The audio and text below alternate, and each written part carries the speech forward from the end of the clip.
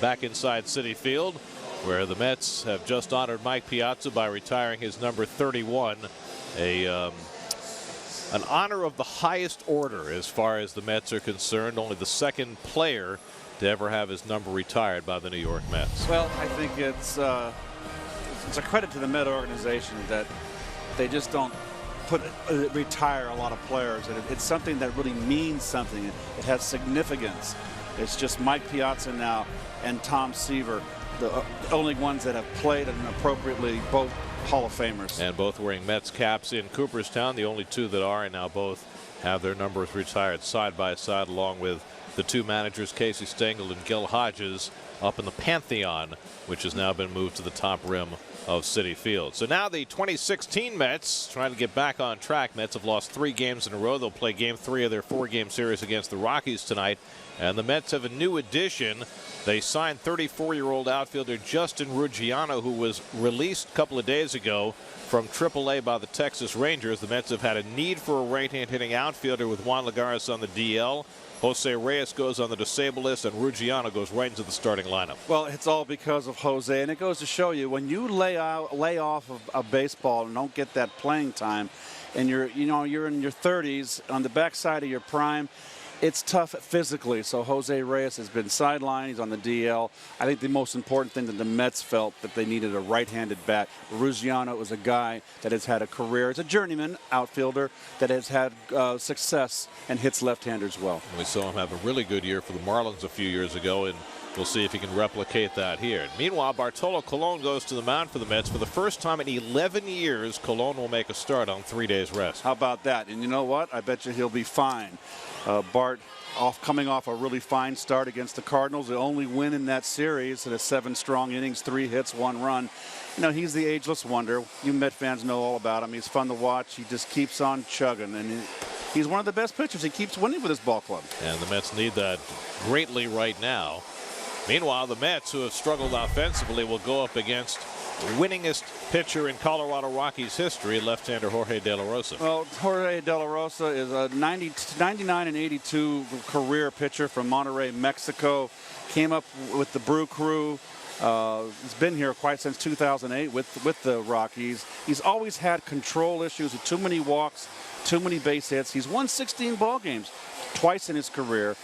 He's got an ERA well over 5 this season.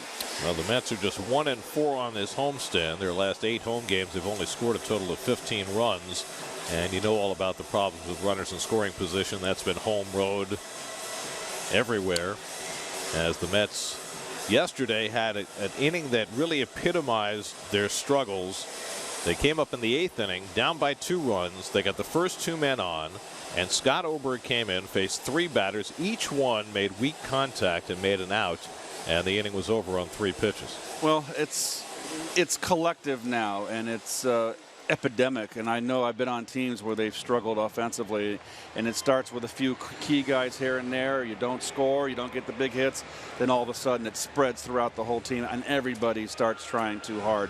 And the Mets have really, from the get-go, they relied on the home run, Garrett, and that's not going to cut it in the course of 162 games. And Terry Collins' reaction after the game last night was to say, we've got to lighten things up. People are putting too much pressure on themselves, he said.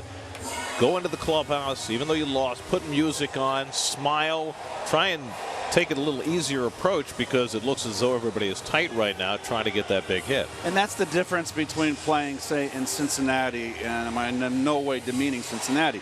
The media here, there's so much media, so when something like this glaring is happening in the negative sense, as a player, you've got to be professional and deal with that day in, day out. That's where I felt Juan Uribe was such a great addition to the ball club last year, and I was really hopeful they would re-sign him because he brought levity to that clubhouse.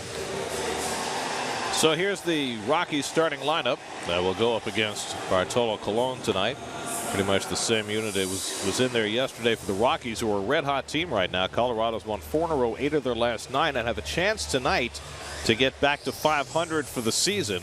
The Rockies just 5 games out of the National League wildcard race, only 2.5 games behind the Mets. The Mets, coming into the day, found themselves with their largest division deficit of the season, 7.5 behind Washington, but the Nats have just lost in San Francisco 5-3. So the Mets have a chance to gain a game on Washington today. The Nats, though, beefed up their bullpen. They made a deal for Mark Melanson, the Pittsburgh closer, and that'll move Jonathan Papelbon out of the closer's role and makes Washington that much more of a stronger contender. Absolutely, no question about that.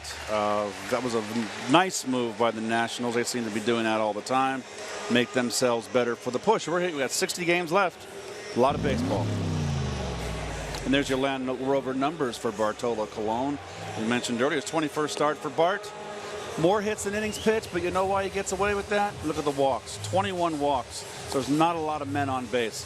They get on base, and he can get in trouble. There's one issue, he's given up the long ball. 16 home runs this year, 12 to the left-handed batters.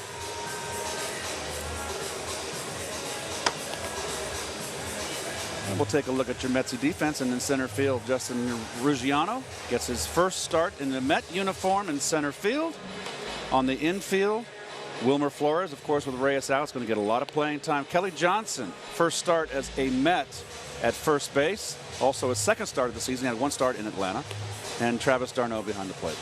Justin Ruggiano started his pro career as a 25th round draft pick of the Dodgers back in 2004. And at that time, the farm director of the Los Angeles Dodgers was Terry Collins. So Terry has known Ruggiano since he came out of Texas A&M.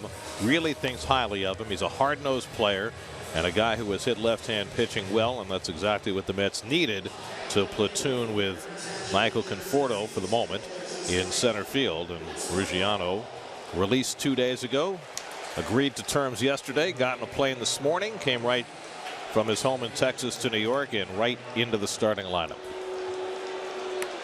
This is like an old-fashioned Friday night game at Shea, almost an 8 o'clock start, Garrett. Well, the rain has cleared for the moment. It stopped in time for that stirring ceremony honoring Mike Piazza, and it is held off. And here's hoping it holds off for the next 3 hours. Charlie Blackmon will lead off for the Rockies, 4 for 9 in this series, hitting a .303 for the year. Bartolo Colon set to go, and his first pitch of the night is a little bit high, and we're underway. The last time Colon started on 3 days rest was in 2005 in Oakland for the Angels. It's only the 6th time in his major league career he started on 3 days rest, and he's done pretty well in the regular season. 3-1, 3.29. He did start on 3 days rest once in the postseason. That didn't go quite so well.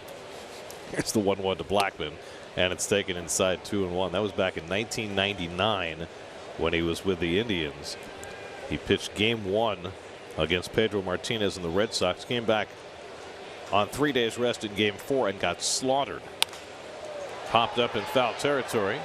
Wilmer Flores watches it head into the crowd, and it's 2-2. That was back in the days when Bartolo was a little leaner, threw much harder, and his control was always an issue for him. He was a flamethrower, issued some walks. You mean 17 years ago he threw harder? It's hard to believe. 2-2 to Blackmon. DJ LeMahieu on deck, and then Nolan Arenado. And Blackmon strikes out on the high fastball, and that's how this night begins.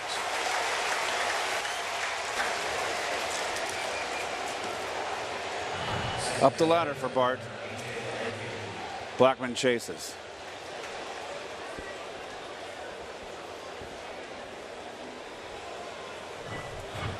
Colon struck out 8 in 7 innings in his last start, a season high against St. Louis Tuesday night in the second game of that doubleheader. Here's DJ LeMahieu, 2 for 9 in the series. Starts the night hitting .324. That's 4th in the National League. And LeMahieu takes a strike. Bart was so precise with his pitches in that last start against St. Louis. It took him only 87 pitches to get through 7 innings. Probably could have gone deeper, but Terry Collins already had it in his mind that he wanted Bart to come back on 3 days rest. So he pulled him at that point. And he's quickly ahead on LeMahieu, 0-2. The Cardinals were raving, Mike Matheny especially, about the movement on Colon's two-seam fastball. Of course, they don't get to see Colon as much as some of the Eastern Division teams do. No, LeMahieu has really kind of put a couple, not 300 seasons behind him now. It's a nice little player. And it's in there. Strike 3 call. Along with a knee-high fastball gets LeMahieu. Back-to-back strikeouts for Bart to start the night.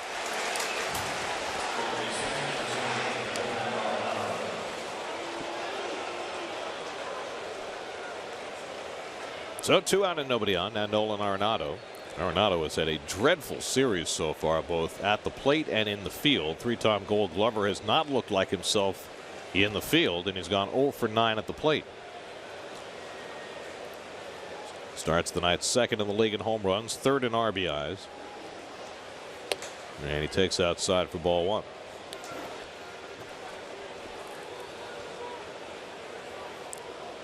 No, we always talk about the players being in such great shape, how they take care of themselves and work out. And I'll say it real briefly. This should end the inning right here. An easy can of corn for Ruggiano. The umpires, I notice now, are in much better shape. And I think that's probably something that they have to keep them in shape. I think it's better that they do. A lot more overweight umpires in my day. Colon with a 1-2-3 opening inning. Mets come to bat in the bottom of the first with no score.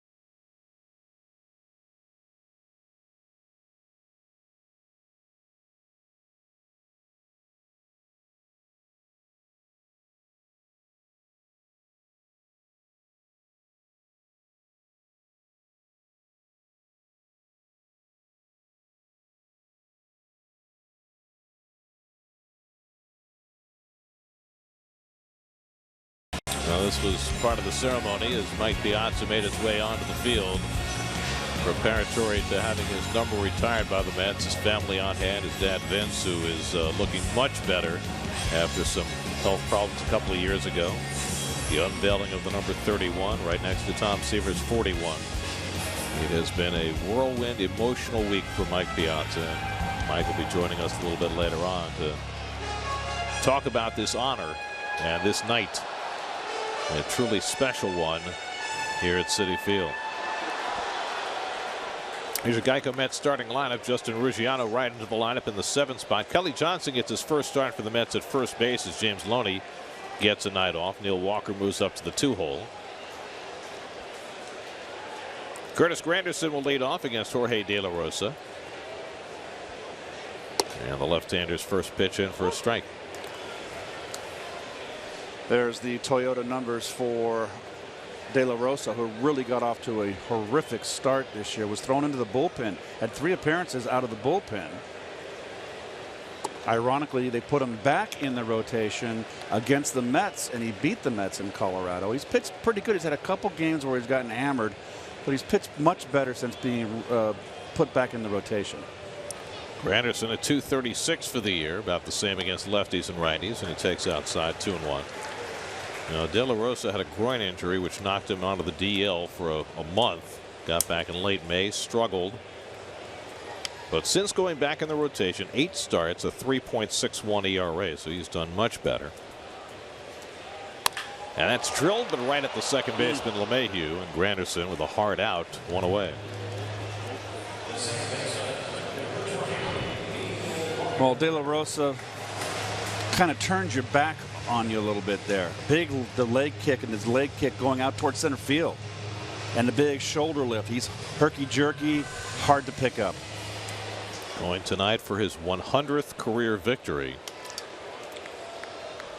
And his 85th as a Rocky. He has more victories than any pitcher in the history of the Colorado Rockies, who came into being in 1993. It's his 9th year with Colorado. Here's Neil Walker, who's put together 3 straight multiple hit games. Neil had a 2-for-39 stretch, and the last 3 games he's had 3 hits, and 2 hits. 8 for his last 11. He had that slump, and usually when you break out of a slump, Gary, you break out in a tear. Go figure. It just happens that way. You just sit there and say, I've been in this slump for so long. I've been lost in the woods. And then all of a sudden you get that one hit where you feel, oh, there it is. Where have you been? Where have you been for the last 3 weeks? And then you go off on a tear. And what's usually the answer? Where has it been? There's no answer, right? It's just, it's confounding.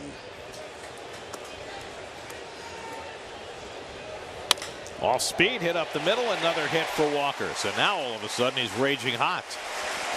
Got a change up and banged it back up the middle, and the Mets have a 1-out base runner.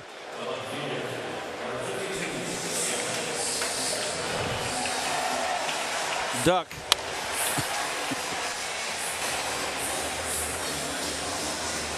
Nicely done. Good changeup, good location. Stayed back. Rip City.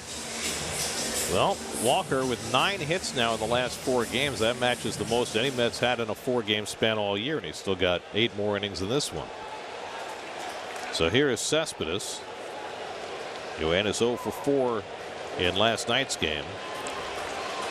But he's been the Mets' best hitter all year, but also by far their best hitter against left-handed pitching, hitting .344 against lefties. And a lot is being asked of him right now with this whole club collectively slumping, particularly in the clutch, and he's kind of the guy they look to, and that can be a big burden on an athlete, a hitter such as him, where gosh, I get up there, men on base, and I've got to come through here. I got to be the one that carries the flag. And he's doing it essentially on a leg and a half.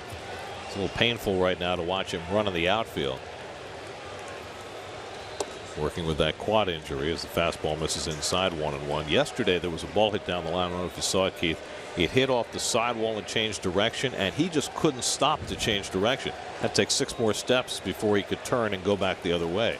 That's how badly that quad is bothering him right now. Walker at first and 1 out.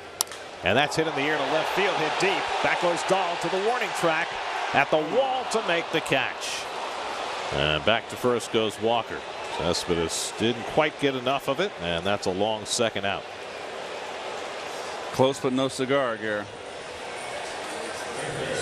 Pitch down in the strike zone. I think it's a changeup. See the rain in the background there. A little bit towards the end. What a nice swing. That's a power swing. And young Dahl out there, just recently called up, highly touted, makes the play. De La Rosa able to breathe a sigh of relief as he gets through Cespedes. Now we'll take on Wilmer Flores, hitting cleanup and playing third base against the left-hander.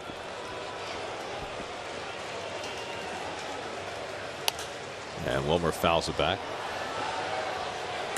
Coors Light defense. Rocky defense. 3-time Gold Glover in right field. The All-Star Carlos Gonzalez on the infield. You've got Wilson Pickett over there at third base. Nolan Arenado. He's got 3 Gold Gloves. Behind the plate, the journeyman veteran Nick Hundley.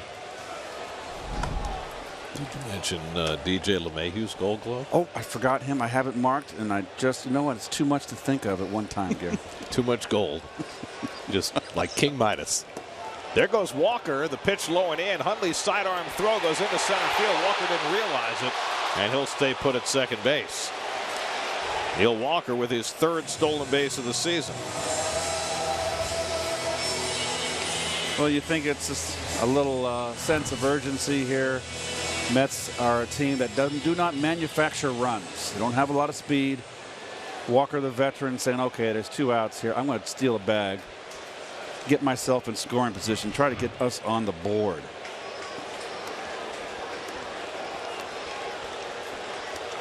Wilmer's cooled down a tad the last few days. 2 for his last 13 after a rollicking month of July. Jose Reyes went on the disabled list today with a strained intercostal muscle. He had been playing most of the third base, but now it's Wilmer's job on an everyday basis for the time being. Mets are 13-11 against left-handers this season. There's Jose.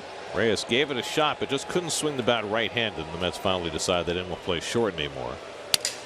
Broken bat liner, that'll fall into left field for a base hit. And Walker will come around. Dahl's throw to the plate is cut off. Wilmer Flores comes through with an RBI single, and the Mets jump in front 1-0. So the stolen base for Walker proves key.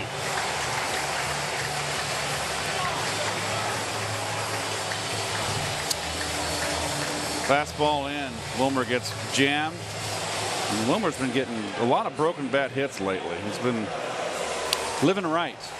And this one's even better. It's got a cherry on top in the form of an RBI. A 2-out RBI hit. Before that hit, the Mets as a team were hitting 164 for the season with 2 outs and runners in scoring position. 34 points lower than any other team in the National League. But Wilmer comes through with a 2-out hit, and the Mets grab the early lead.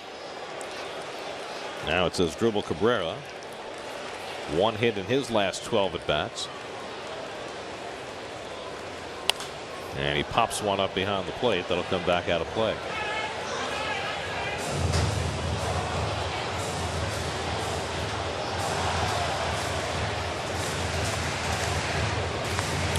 Big and very lively crowd. Their reaction to Mike Piazza tonight was just stunning. At one point, chanting his name. Yes. And just preventing Mike from getting his speech started. It was a thing to behold. The amount of love and affection for Mike.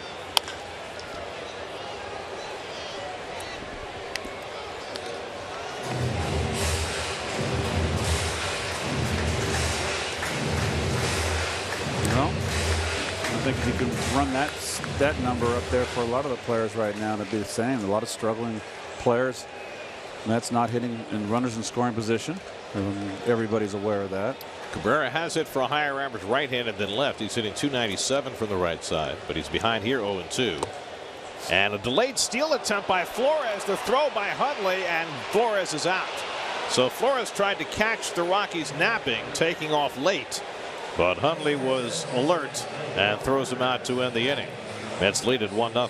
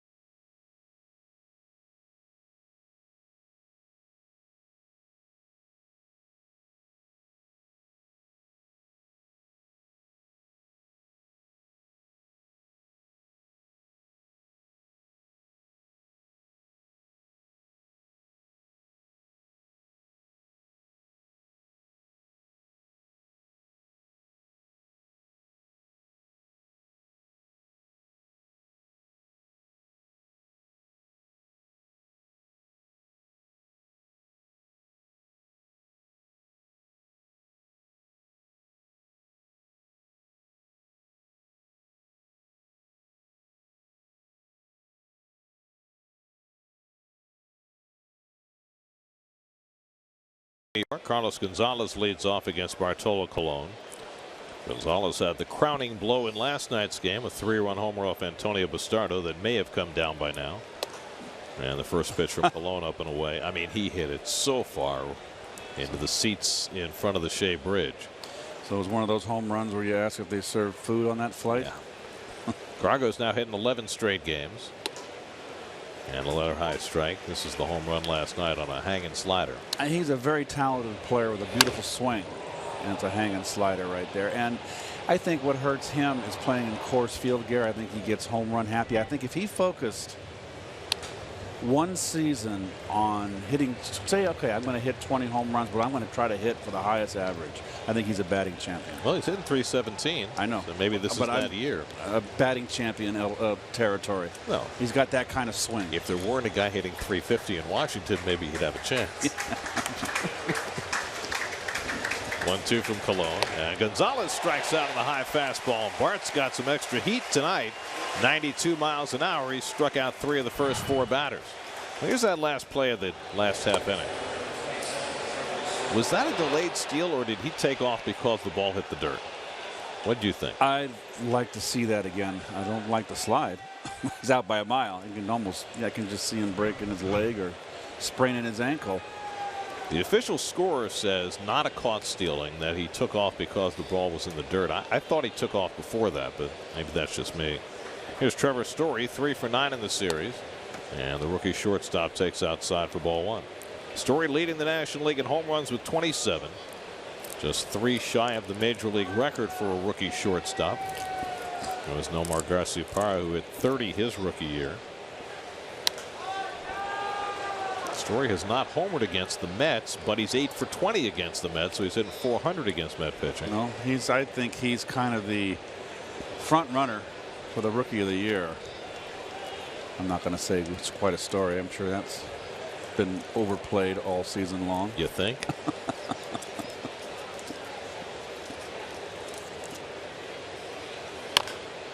Pounds one foul, and it's 1-2. Cold Hard Facts brought to you by Cooling Crisp Coors Light. They're your home run leaders, tightly bunched in the National League, with Story sitting on top. What's interesting about him, if you look at his minor league numbers, Gary, he wasn't a home run hitter in the minor leagues. Never had more than 20 in a minor league season. But, you know, mile high. Although they're AAA teams in Colorado Springs, right? 1-2 coming. Hit sharply at the shortstop. Backhand picked by Cabrera. And that's the second out.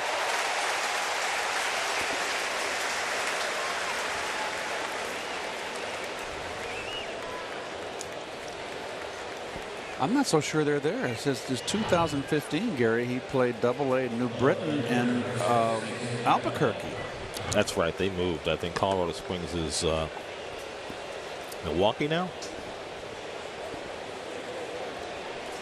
2 out and nobody on. Here's the rookie left fielder David Dahl. He's played 5 games in the big leagues and he's hit in all 5.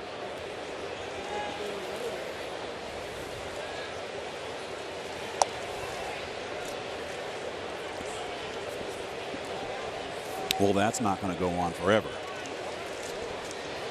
No. Another first rounder for the Rockies. Just 22 years old, only had a smattering of AAA experience before they called him up. 309 minor league hitter over since 2012. 3 seasons, 4 seasons. Actually 5 seasons, excuse me. No, 4.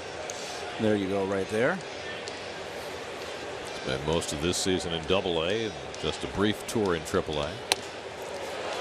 And he gets tied up, but he stopped the swing in time on the 2-seamer. 2-2.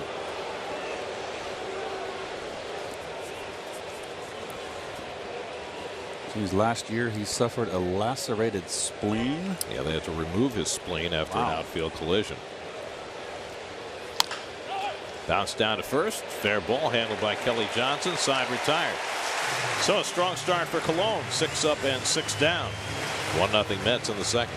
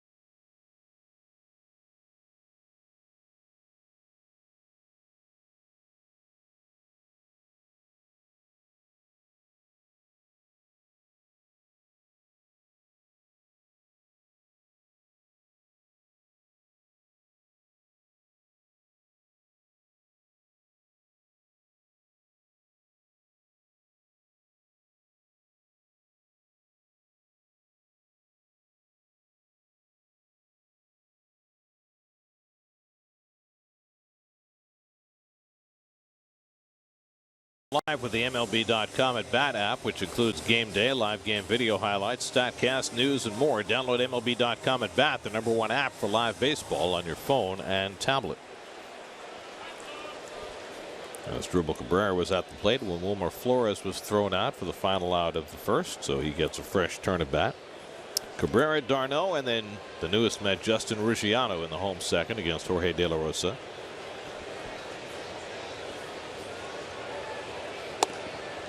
The Rockies have been on quite a roll, winning 8 of their last 9, and their starting pitching has just been outstanding during this stretch. During the 9 games, the Rockies starters have a 1.74 ERA. Something you're not used to seeing from a Colorado starting staff.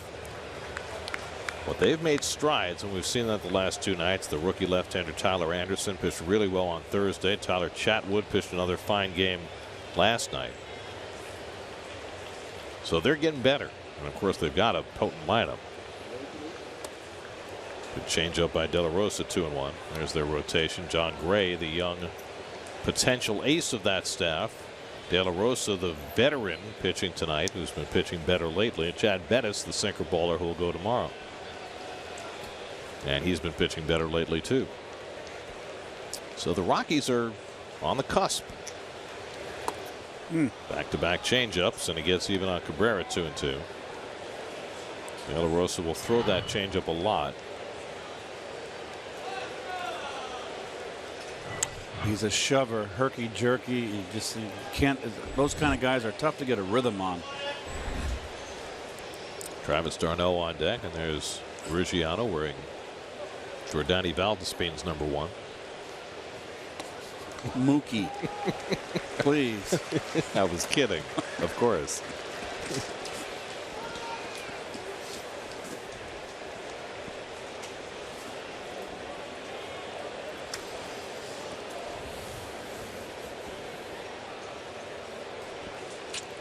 Three-2 from De La Rosa, and Cabrera bounces one foul. Well, the Rockies went into the day 8 behind the Giants, who won this afternoon. Just the 3rd win for the Giants in their last 14 games as they rallied to beat the Nationals. What's their record since the All-Star break? 3-11. Oof.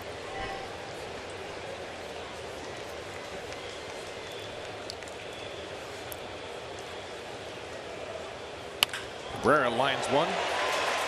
Just foul.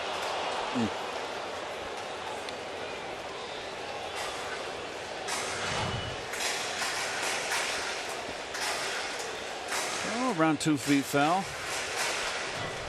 Chris Guccione, the third base umpire, eyeballing it all the way.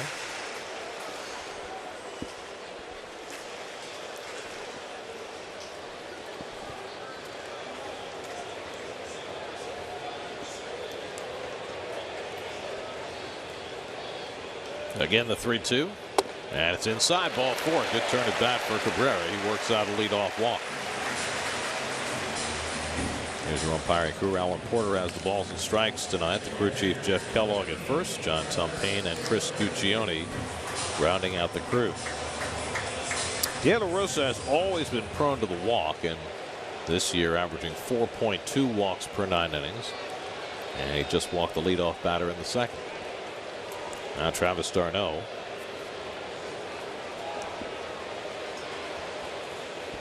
Travis was moved up to the 2 spot in the batting order yesterday. Went 0 for 4. And takes a cutter for a strike. A bit of a hard time for Travis. He just can't stay away from the injury bug. Starts and stops at all of his seasons. And now he's got to deal with the trade talk as well. His name has been mentioned quite prominently over the last couple of days. Terry Collins pulled him aside and talked to him. Travis's reaction was, hey, I've been traded twice before. I know how this works. Yes, he has. Of course, the first 2 times that d'Arnaud was traded, he was traded for Cy Young Award winners. First for Roy Halladay, then for R.A. Dickey. So not only has he been traded for major names. Yeah, speaking of RA, Dickey, the Toronto won today. They beat Baltimore. They're in first place. They are indeed. Jay Happ got the win in that game. He's 14-3 now. Having a great year, the lefty for Toronto. Cabrera at first and nobody out.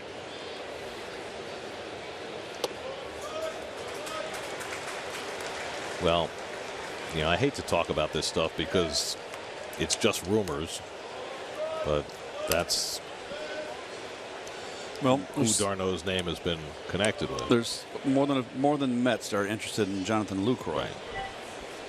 I mean, if you tried to chase down every report, you'd drive yourself bananas in this less than 48 hours now before the trading deadline.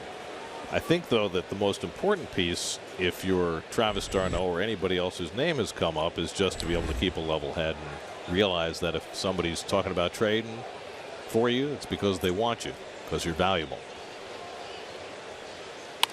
Hit sharply toward the hole, pass Story, and a base hit for d'Arnaud. And the Mets have the first two men on in the second inning. Looked like the ball came up a little bit. It got an up hop on Story on the backhand, the diving backhand. Oh, he just didn't quite get it. Brought his elbow in a little bit. Didn't quite get there.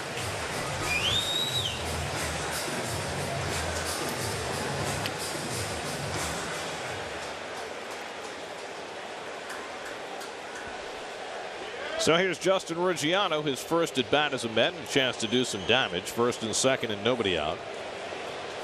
Ruggiano was in spring training with Texas, started the season with them, went 1 for 4, and then was sent down. The plan was, when Ruggiano got to spring training with the Rangers, that he was going to platoon with Josh Hamilton.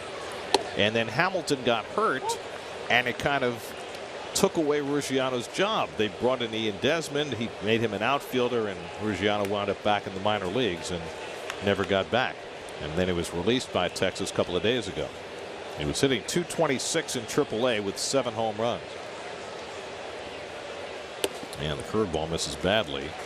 A ball and a strike. So you make your debut here in New York, brand new team, and your first at bat in front of the new home crowd with a team struggling with drive-in runs. You got men on base. Perfect.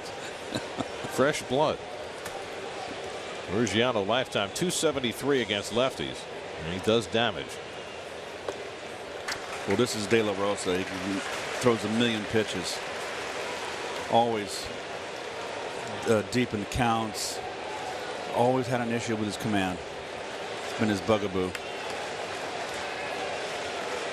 He's given up 91 hits in 79 innings and 40 walks in 80 innings. So it's too many men on base. It's hard to be successful. 2-1 to Ruggiano with Kelly Johnson on deck. We saw Ruggiano a lot with Miami, and he kind of came out of nowhere in 2012 and had a really good year in a part-time role. Hit .313 with 13 home runs. Then the next year his batting average dipped to .222, but he hit 18 home runs that year. So he's got some pop. Fouls that one off the right side. That will head toward the stands. 2-2. Mets saw Ruggiano most recently in the division series last year playing for the Dodgers. Came off the bench, had 4 at-bats in that series. The grounds crew did a beautiful job in the outfield, shaping a home plate in center field with a number 31. It's just well done. Part of the ceremony for retiring Mike's number. I like that they put the 31 on the apple. That sails way outside 3 and 2. So if anybody hits a home run and the apple comes up, it has Mike's 31 in the retired number. I did not see that. Yeah. Very nice. There it is. Ah. It was up during the ceremony. So now 3 and 2 to Ruggiano. Cabrera at second, d'Arnaud at first, and nobody out. Mets up 1-0 in the second. And Ruggiano goes down in the changeup for the first out of the inning. A good one. Guy's wild as a March hare. Everything all over the place, and he drops a 3-2 change on you. It's like, okay, buddy, I'll remember that next time. So there's the first strikeout for De La Rosa. And here's Kelly Johnson. James Loney, who accounted for all of the Mets offense last night with a second inning home run, getting the night off tonight. And Johnson making his first start this year for the Mets at first base. And he takes a changeup for a strike. Kelly got off to a great start after rejoining the Mets from the Braves, but now 0 for his last 11.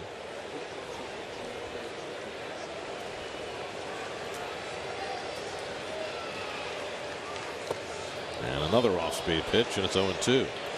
I mentioned De La Rosa will throw his changeup a lot, even to the left-hand hitters. 33% of the time he's thrown his changeup this year. That's an enormous number for a starting pitcher. Bartolo Colon on deck. And Johnson shoots one foul.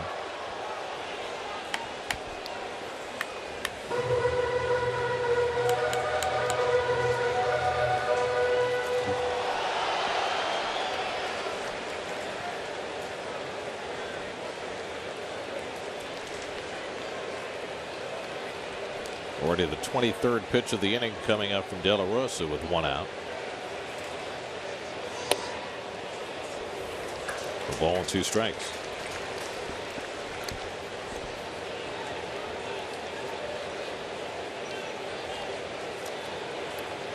And the Mets, as they have struggled through mid-season injuries, have picked up a number of useful spare parts. James Loney has helped. Kelly Johnson has helped. Mets are hoping Ruggiano will help. Ground ball toward the middle. Base hit. Cabrera around third. He'll come in to score. Kelly Johnson sneaks one through for an RBI single, and the Mets lead 2-0.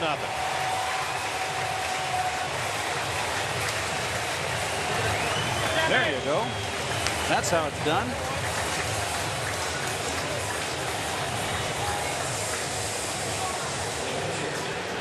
And a little late break by LeMahieu there. He didn't get a good jump on that ball. Former Gold Glover unable to make the diving stop.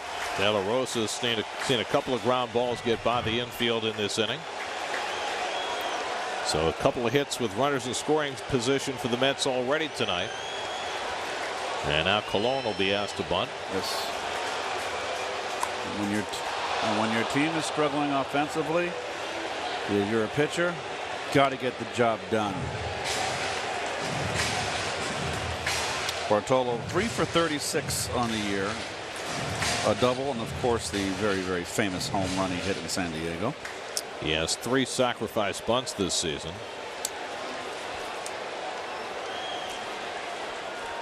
Including one in his last start against the Cardinals.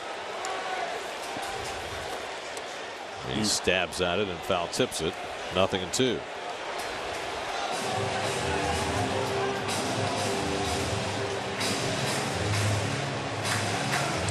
Curtis Granderson waiting on deck. It's got a run in the first and a 2-out RBI hit by Flores. A run here in the second on an RBI hit by Kelly Johnson.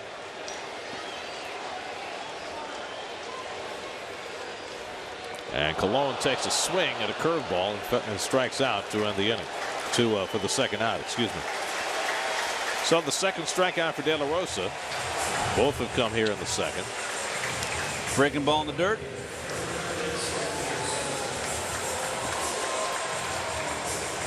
Missed it by that much. Now it's Granderson. Curtis hit a bullet his first time up right at the second baseman LeMahieu, who caught it. Speaking of line drives, you see the triple play the Nats turned last night? Did not. It was the first triple play the Nationals had ever turned since they moved to Washington, and it was the first 3-3-5 triple play in Major League history. Bases loaded, line drive to first. Right. Zimmerman caught it, stepped on the bag, threw to third to triple off Denard Span, who was about, I don't know, 70 feet off third base when the throw got there. I don't know what he was thinking.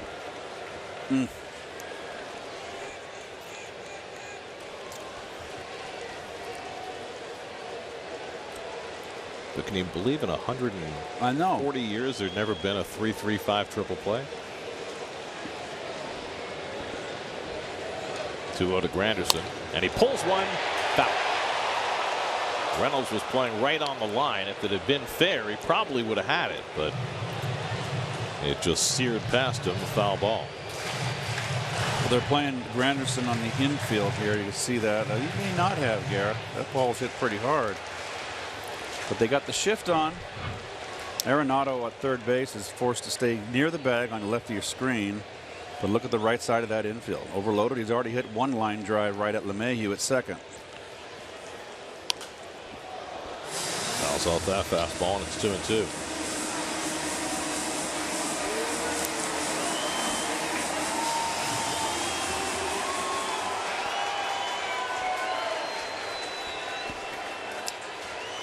Over 30 pitches in this inning already for De La Rosa. 2 out, 2 on, 2-2 to Granderson, and the curveball hit toward the middle. Smothering stop by Story. He gets up and throws him out. Story saves a run by making a diving play to rob Granderson and keep the Mets from further scoring. When we come back, Mike Piazza, fresh off his number being retired tonight, joins us here in the booth.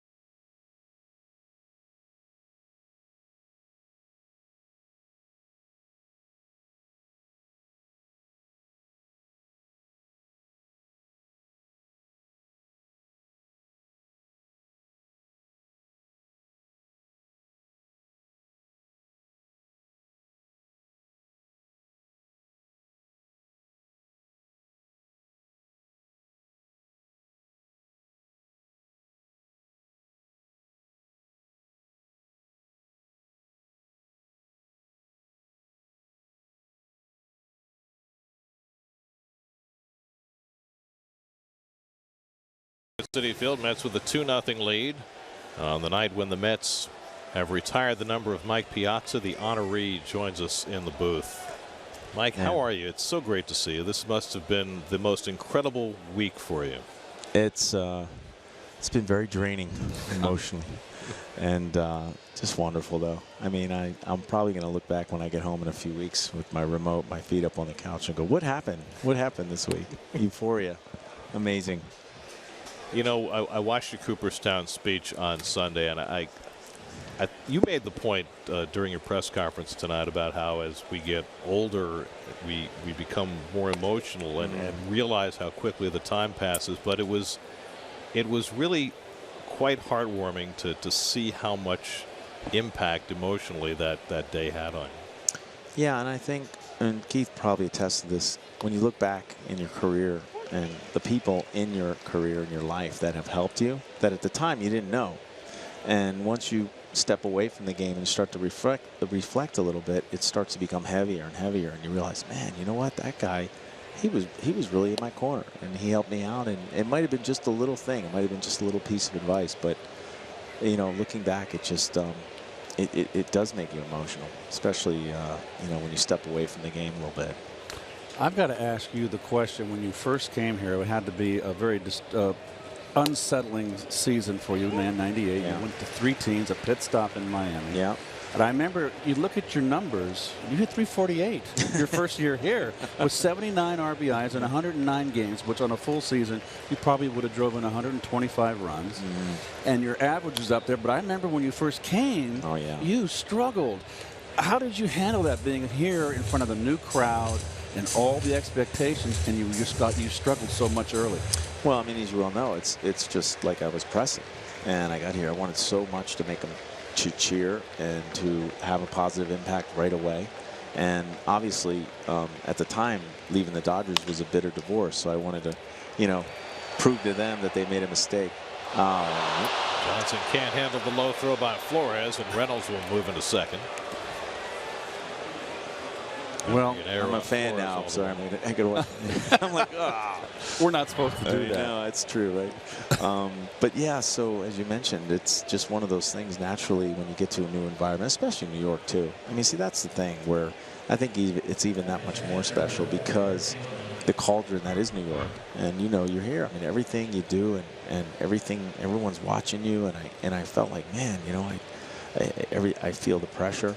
I felt the pressure every day, and I just finally was able to get back to basics and say, hey, take a base hit the right field, take a walk, get back into that zone. I was just going to ask you what you did to come out of it, and that just answered my question right there.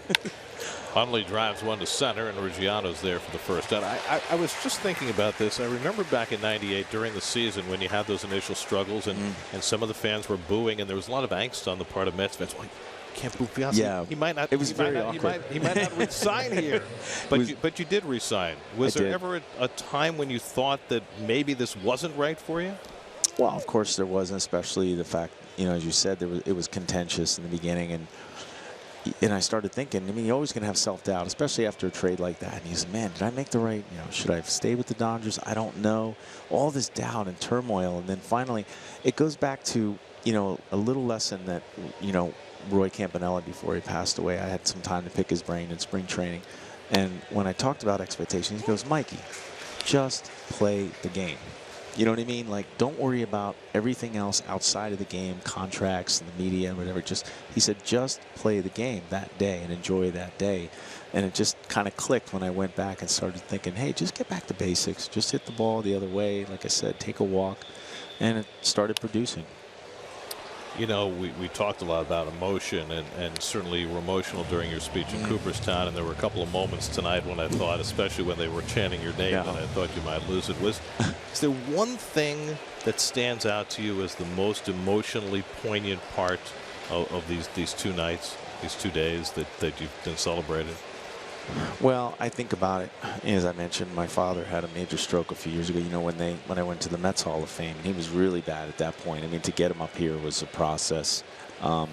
So when I started thinking about how blessed I am to have him still here with us, and that he was able to witness this because he was so much a part of it. I mean, he's the only reason why I'm here, to be honest with you. I mean, he drove me, put me in that cage, was always behind the scenes, almost to where it was an obsession.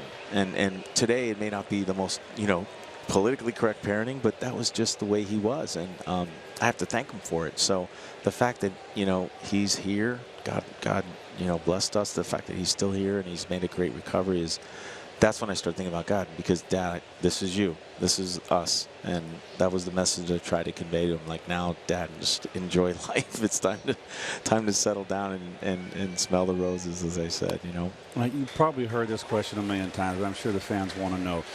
Of all your seasons that you played here in New York, was there one particular season that you look back that you just really enjoyed? And you've had so many big hits, but is there one particular hit in your career that you look back on with great pride? Well, I think coming here in '98 and the team we put together in '99 was a special team. And as a catcher, I really enjoyed playing behind that infield or watching that infield, because it was almost like, I don't know how many double plays we had. It was just like, okay, boom, ground ball. I didn't even cover the plate. I was just walking off because I took it for granted how good they were. And it was very special. 2000 was bittersweet because it was a good season for me, personally, but obviously, to lose the World Series was one of the disappointments. I just think that home run, on June 30th game, which the July 4th when everyone stayed, because that was like incredibly, the energy was just so over the top. And that was when everybody was like, all right, you need to hit a home run here, and I did. So you know how hard that is. Did you feel the pressure? I mean, you were the guy. You had a lot of good players playing behind you. Yes. I mean, Olerud was one heck of a hitter. Very awesome. Underrated. Yeah. But did you feel that pressure that you had to get the big hit, and how did you handle it? Yeah, I mean, as you mentioned, those guys picked me up a lot. And, you know, Fonzie and Johnny and Cliffy tonight. I mean, obviously I played with Cliffy. These guys were able to, when they get some hits, take the pressure off you a little bit. So you know when you're up there in a situation that it's maybe, you know, we have a 2-run lead and I could blow the game open, is different than it's tied. You know what I mean? When you're not swinging well. So the pressure is not as intense where, you know, I used to yell at Johnny Olerud a couple times. He would take a 2-2 pitch on the corner. I'd be like, Johnny, swing the bat, get a hit, man. You know, and then he would walk on like a 9-pitch at bat, and then I hit into a double play. I mean, like, you know what I mean? I remember like in my mind yelling at, but still learning from him in that situation was great. So that little mental judo, I guess I used to call it, you know, just trying to get yourself in the right frame of mind to come through. You have to rationalize a lot of things. So that for me, I look back, it was like, man, it was. When I was finally done, I was like, man, I'm exhausted. I need a vacation. Mike, you've heard a lot of ovations in your life, but standing at a podium in the middle of a ballpark with 40,000 people chanting your name and screaming at you while you're standing in a suit, what does that feel like? Man, I mean, it was really funny because my wife was sitting there and my brother Tommy played a little professional baseball, and I said, "This is pretty cool, right?" And I said, "Can you imagine after you hit a bomb, you know, to get the lead and hear that?" I go, and they were like, wow, it blew them away. So to have my family kind of experience that euphoria a little bit, and even my wife, she was like, I can't believe this. This is like some kind of, you know, like some kind of high, and it is, and that's what to me is so special, that I can share it, you know, with my family, because again, you know, they see you suffer. They see you struggle. They know that the games when I was coming home and I was depressed, I would talk. I just wanted to go to bed. And so to have that opposite tonight is really special. How does it feel to be the all-time, in the history of this game, over 100 years old, well over, to be the greatest hitting catcher of all time and to hit the most home runs? How does that feel for you? Has that sunk in? It's a great accomplishment. Yeah, I mean, it makes me feel that the times where I sacrificed, you know, the times where I made good personal decisions to get my rest, take care of my body, not go out all night, was sometimes when I knew the temptation was there and the guys were like, come on, let's go. And I said, you know what, I got to get home, get to bed, because I know I have a job to do tomorrow, which a lot of guys made that mistake. It just vindicates it makes you feel like, man, it was all worth it. Even times where, you know, you really wanted to have fun and do things and you fought against it. It's like, this is why you do it, because you know in the end something good will happen. Blackman rolls one to the right side, and Walker's going to make the play to end the inning. Mike, it is always fantastic to see you. Congratulations on all the honors, the Hall of Fame, and the great job. Retired. Love watching you guys, man. So think of me. I'll be down in Miami with the remote and watching you guys, and hopefully we can get this team going. Enjoy your soccer team. I will. It's been a blast. Congratulations. Thank you, Steve. The great Mike Piazza, on the occasion of his number being retired, joining the very small pantheon in Mets history.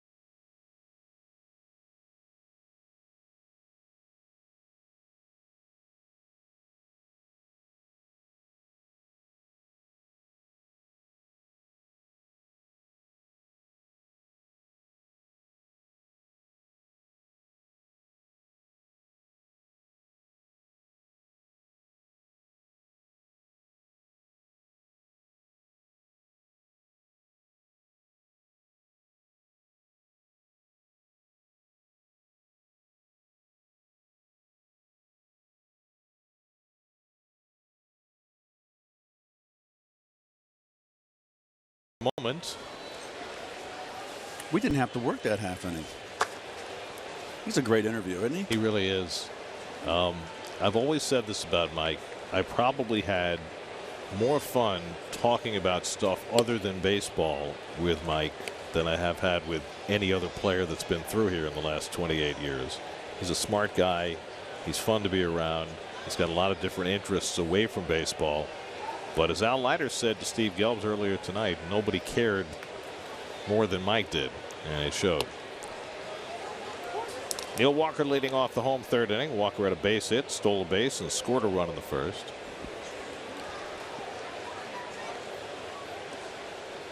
There's the Pantheon.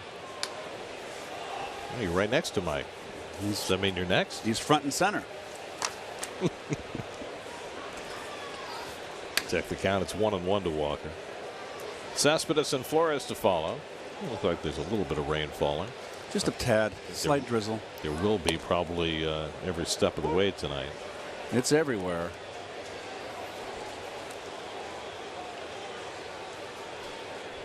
That's got a run on the first and a run on the second against Jorge De La Rosa, who's had to work awfully hard early in this game. Already over 50 pitches with nobody out in the third. And Walker reaches for one and fouls it off. Walker with the base hit first time up. Now 9 for 12 over the last 4 games. He's raised his average 18 points in those 4 games, which is awfully hard to do this time of year.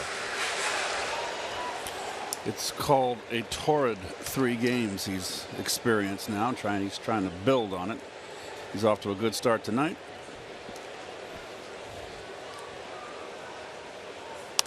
And he hits one in the air out to left field. Over comes Dahl toward the line. And that's the first out. Got a little out in front of that one.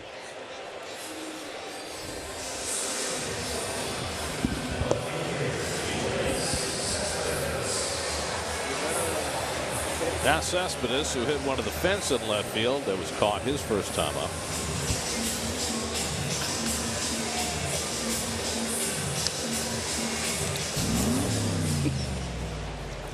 Do you prefer the extended cab, or do you like the smaller cab?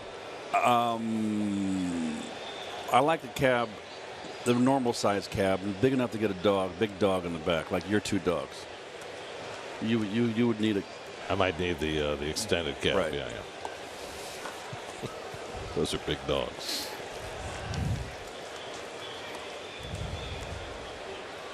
With your cat, you only need the bench seat. Haji doesn't like to ride in the car, like most cats. Put him in the cat carrier? He bit my finger this morning. Bruised me. He likes to play in the morning, and he got me. I was laying in bed, and he sleeps with me, and he cuddles up next, and he likes to play with me in the morning, and he got my index finger in his back molar, and he bit as hard as he could. I was mad at him. Hurt. Did you think it might take you out of the lineup? No. Shoot, I had bigger hurts than that. You kidding? You never know what the straw is going to be that breaks the camel's back. You know? Wilmer Flores on deck.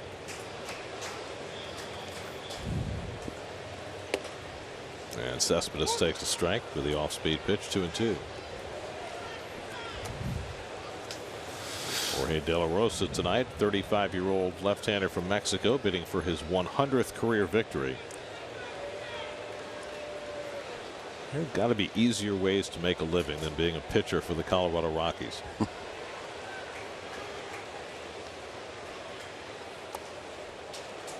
And the curveball at the feet of Cespedes, 3-2, but 17 games over 500 for his career.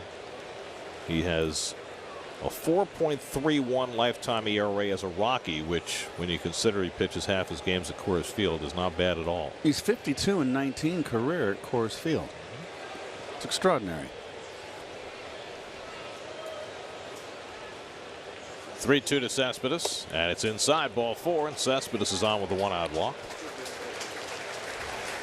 Well, among Mexican-born pitchers, De La Rosa's 5th in victories. Fernando Valenzuela at the top of the pack.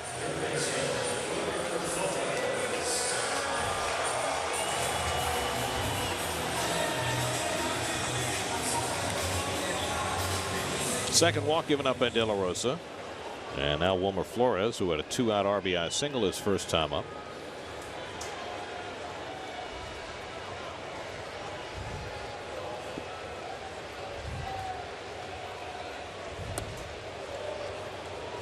And he went around in the half swing on the changeup, 0-1.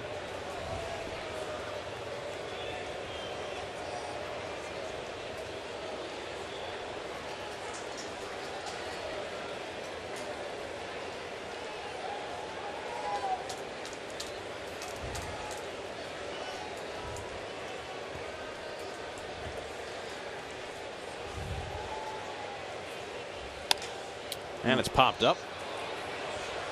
Story on the outfield rim. 2 out. Let's check out the road ahead, brought to you by GMC. One more game with the Rockies tomorrow afternoon with Noah Syndergaard on the mound. Then the Yankees. 2 here at Citi Field Monday and Tuesday night. 2 at Yankee Stadium Wednesday and Thursday night. And then the Mets go to Detroit for 3 games next weekend. So the Mets will have 5 straight DH games starting on Wednesday night, and that'll be good for Cespedes, keep him off his feet for the better part of games. So the Miami Marlins made the trade to get the 2 starting pitchers from San Diego, Andrew Cashner and Colin Ray. Ray started tonight for them. Was pitching a shutout into the 4th and came out of the game after 3 1/3. So let's see what that's all about.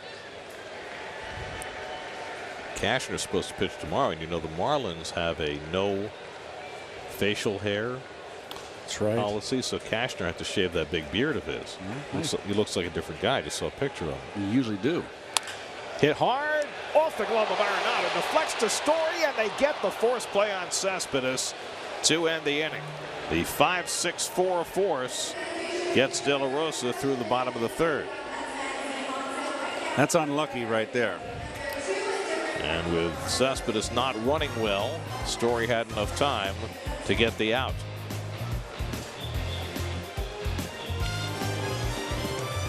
After 3 at Citi Field, Mets 2, Rockies nothing.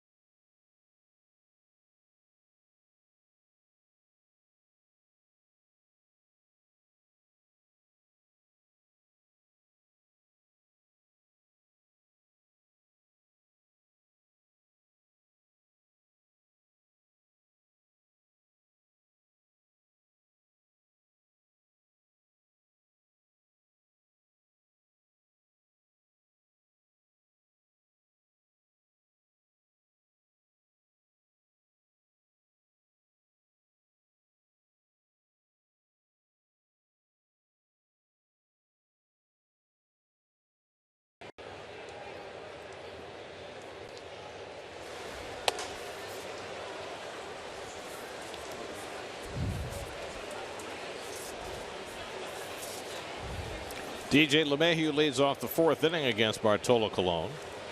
That's with a 2-0 lead, and LeMahieu hits a slow ground ball to second, and Walker makes the play, 1 out. Let's take a look at tonight's Verizon trivia question. Mike Piazza was one of 4 players with 200 or more hits in 1997. That was his last full year with the Dodgers. Who were the other 3?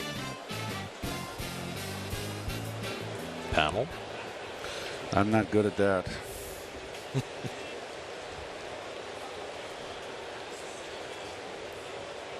Well, I'd probably start with Tony Gwynn.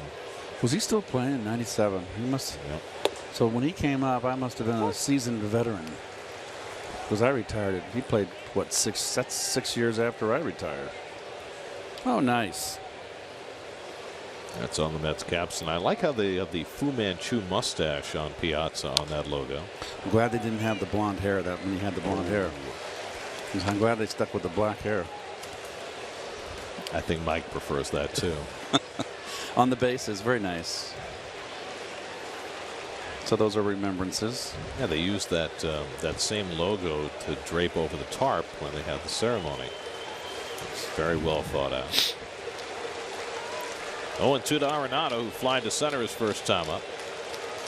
And he laces one over the glove of Cabrera into left center for the Rockies' first hit of the night. So Arenado with a 1-out single. And his first hit in the series.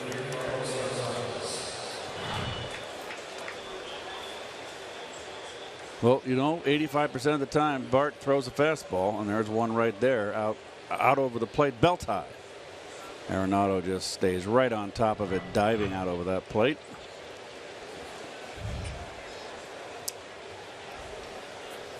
So 1 out and 1 on. Now Carlos Gonzalez, who struck out his first time up.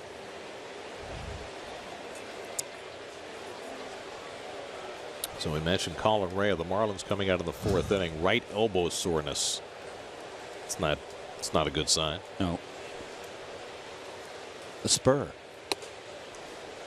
Well, so far just a sore. But you know, you trade for a guy to try and get some rotation depth. His first start, he comes out of the game in the 4th inning and his elbow hurts. He was blanking the Cardinals. So Carlos Gonzalez stands way off the plate. But watch him stride forward. Watch his front foot, which is his right foot. Big leg kick. It's a lot of movement with that open stance. But he's got such a beautiful swing. It's really a pure swing. He hit 40 home runs last year. But his average is much higher this season.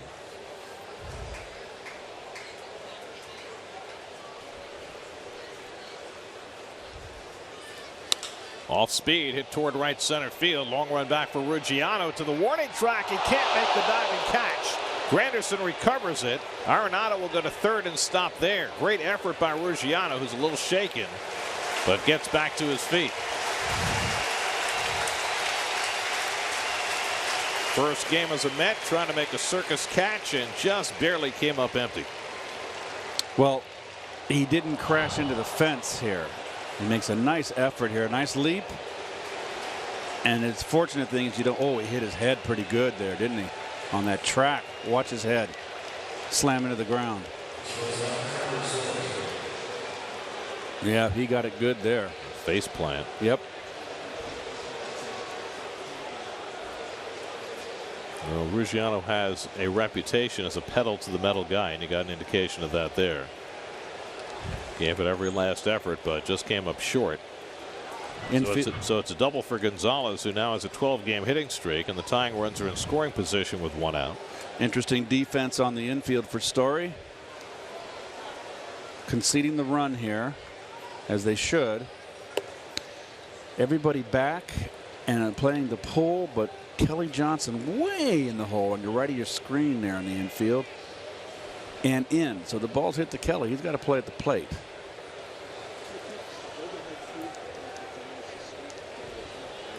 Story grounded out to short his first time.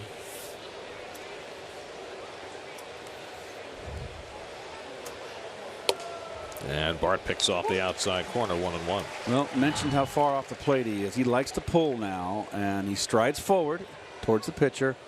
But he just has to reach a little bit an outside corner, and he's so strong. That's a case where that ball is 1 inch or 2 inches more over the plate, it's a home run.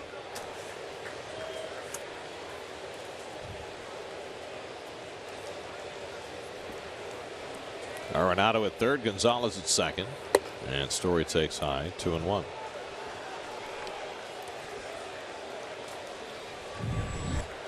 David Dahl waiting on deck.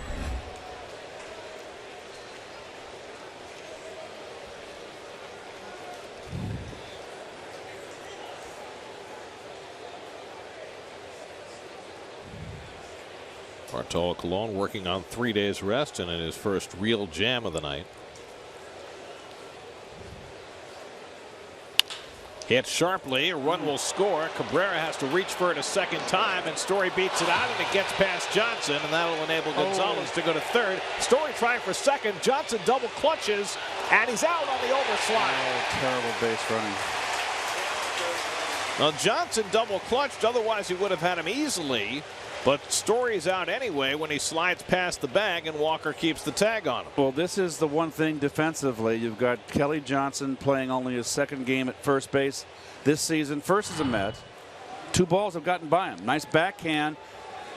Now he's got to rush Cabrera. Another ball that got by Kelly. He's not a first baseman. Poor base running by Gonzalez. Absolutely poor base. I'm sorry, not Gonzalez. Trevor Story. And Kelly Johnson is shocked that he even tried to go. So he was safe. And look at the slide here. You got to hang on. If you're going to do that, you better hang on to that bag. And keep the tag on him. There you go. Nicely done. Well, Walt Weiss is out talking to the home plate umpire, looking for a ruling, but not a replay. Now, they've scored that an infield hit for Story. He gets an RBI, then he's out. He's trying to stretch 3 to 4. Now, Gonzalez was holding at second until that ball got by first base. The official score did not charge an error, but he's got to, because otherwise there's no way Gonzalez gets to third. So we'll have to go back and check that. Anyway, Gonzalez at third with 2 out. A run is in. It's 2-1 New York, and David Dahl the batter. Watch Gonzalez. Oh, he's got a hold. The ball's hit to the right. But keep your eye on the ball. Don't assume. That's bad. That's why the scorer's got to give an error on the bad throw. Otherwise, there's no way Gonzalez gets the third. That's just, you cannot assume.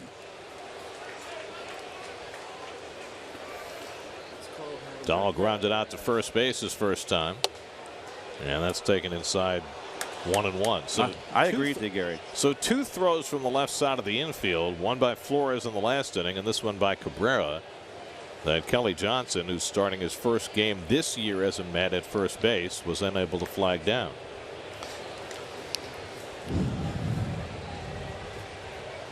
And Dahl hits a rocket to deep right field. Back goes Granderson near the wall, and that ball is out of here.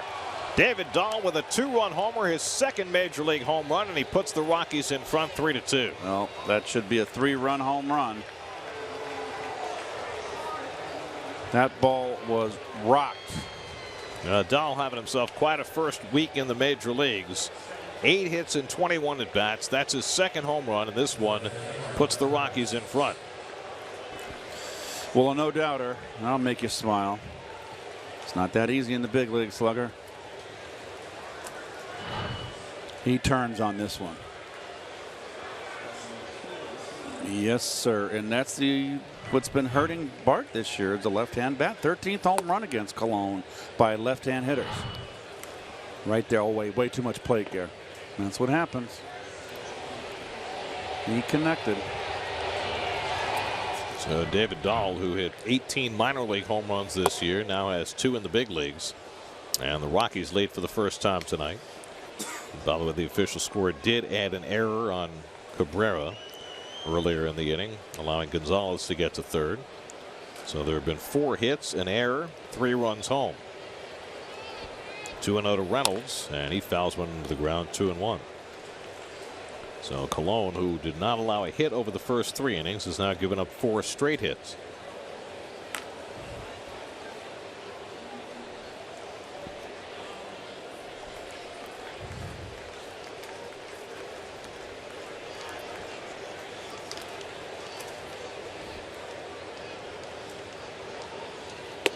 And now he's behind Reynolds, 3-1.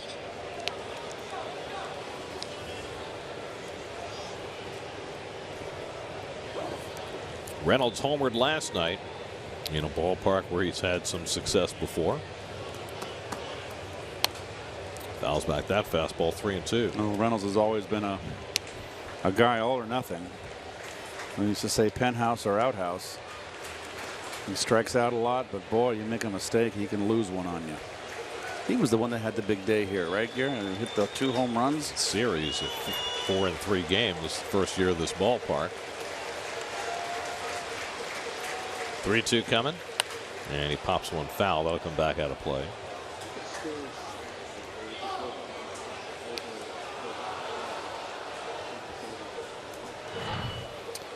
Well, he's going to try to sneak in with his left hand. And it's Story right here on his thumb against the base. That's very well done by Walker, keeping the tag on him. And Story's in the dugout right now. The trainer was just working on that left arm. Walker catches the pop up off the bat of Reynolds to end the inning. Rockies, they'll grab the lead. 2-run homer by David Dahl puts them in front 3-2.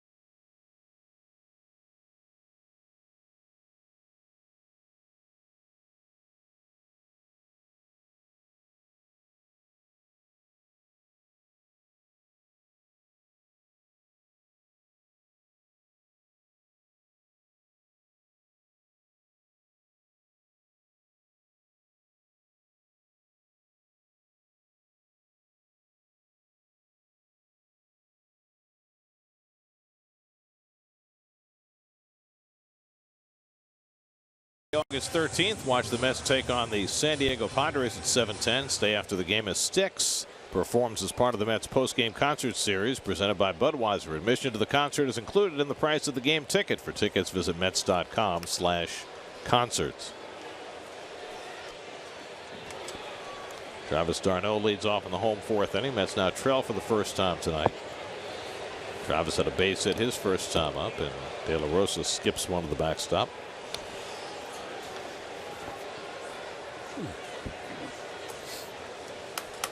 Travis goes out and does a little housekeeping.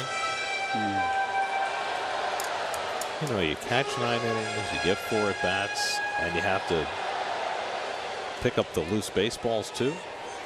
Well, that's not mandatory. He was a very polite young man, you know. Would never leave a mess for others. d'Arnaud pops one up into shallow center, and Blackman waiting for it. Right on the Piazza logo. 1 out. Greater coverage of baseball brought to you by T-Mobile. We mentioned earlier the Nationals acquiring Mark Melancon, the Pirates closer. He will go into the closer's role. Jonathan Papelbon out of the closer's role. The hard-throwing young lefty Felipe Rivero goes the other way, and an A-ball left-hander Taylor Hearn picked up by the Pirates. Interesting that the Pirates would make that deal. They are only a half game behind Really? the Mets in the standings. I think they look at that, you know, as a move that can help them later. But Rivero's also a kid with a great arm. And, Right, those hard. you know, he could certainly blossom into what Melanson has been. And Melanson's a rental for 2 months for the Nationals. And you see the wild card standings with the Nats, with the Pirates just a half game behind the Mets. Well, I think what happened with the season last year for the Nationals, they want to win the division this year. That was a El Foldo. Well, remember what happened last year. They brought in Papelbon to supplant Drew Storen, and that created a lot of hard feelings on that team. So the question is, they bring in Melanson to supplant Papelbon. How does that play? We'll find out. Different manager, that might help. That's a rocket down the line off the bat of Ruggiano, and it's 2-2. Ruggiano appears to be okay after taking that header on the warning track in the last half inning. Ruggiano now playing for his 7th different major league team. He was thrilled to sign with Texas this offseason because he's from the Dallas area. But that didn't work out, and now he's here in the big city. And he hits one toward the hole. Story can't get that one. And Ruggiano's got his first hit as a Met. And Story lost his glove, and he might be shaken up. Remember, we saw him bang his thumb into that second base bag, and he looks like there's something ailing him. Waving that arm around. Second ball just got by him on the backhand side.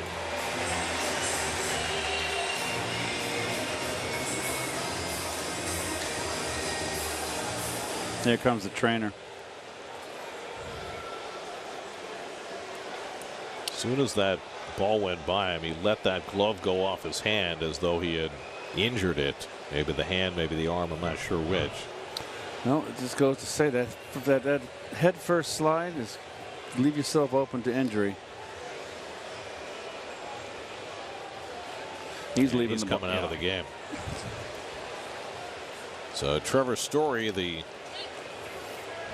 heralded rookie shortstop, leading the National League in home runs. And certainly the Rockies hope this is nothing serious, but I'll go and get him checked out.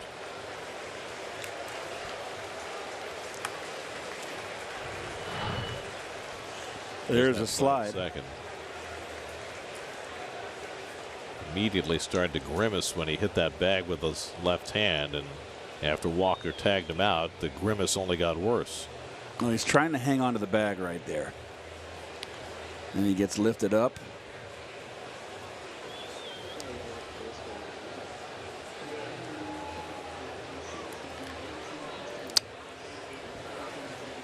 If he had just stayed on first base on the wild throw, this would not have happened. So Christian Adames will take over at shortstop with Story coming out of the game.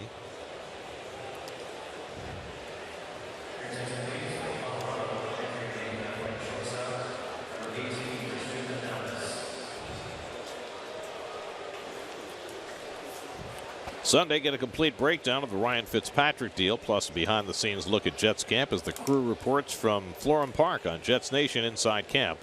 Premieres Sunday at 8, only on SNY. So Ruggiano aboard with the tying run with 1 out, and now Kelly Johnson, who drove in a run with a base hit his first time up.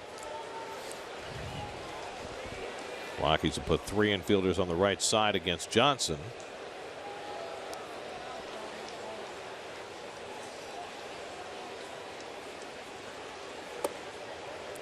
Last time he hit one to the right of second base, right about where Adames, the new shortstop, is now playing. So the Rockies have adjusted their shift against Kelly Johnson after that base hit in the second.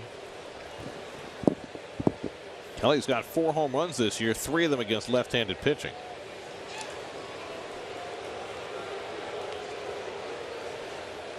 Kelly Johnson, you know, is primarily here as a utility player. His value is that he can play all the infield positions and play the outfield position. positions, corner, outfield. But he hits left-handers well. He stays in there. He predominantly plays against the right-handers, but Terry Collins is not afraid to put him in a ball game against a left-hander, and he's driven in a run today. Terry really having to mix and match. It's now with Jose Reyes on the disabled list, joining Juan Lagares and Lucas Duda and David Wright and Matt Harvey, and Mets trying to fight their way through all of that. Johnson hits one down to first under the glove of Reynolds, smothered by LeMahieu, and the throw back to first not in time. It looked like a ball that Reynolds should have had. LeMahieu almost bailed him out, but Johnson arrived safely. Well, LeMahieu saves first and third situation here, and Reynolds is not a good fielder. He's a hitter. Yes, he should have had that ball in the backhand. They almost got the out. Johnson hustling down the line. Nice play by LeMahieu. Waiting to see whether they score that a hit or an error on Reynolds. In any event, the Mets are first and second and one out, and Bartolo Colon, who could not get a bunt down in the second inning, will come up in the exact same situation. They're going to give Kelly Johnson credit for a base hit. So Kelly's now 2 for 2. Colon wound up striking out his first time up. Ruggiano at second, Johnson at first, and one out. And Bart takes a strike.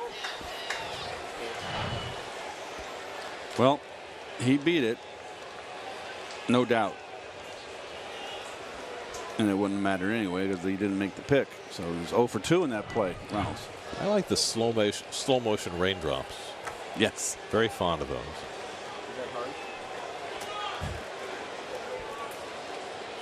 The runner goes from second. The throw by Hundley, and Ruggiano is safe. Justin Ruggiano steals third.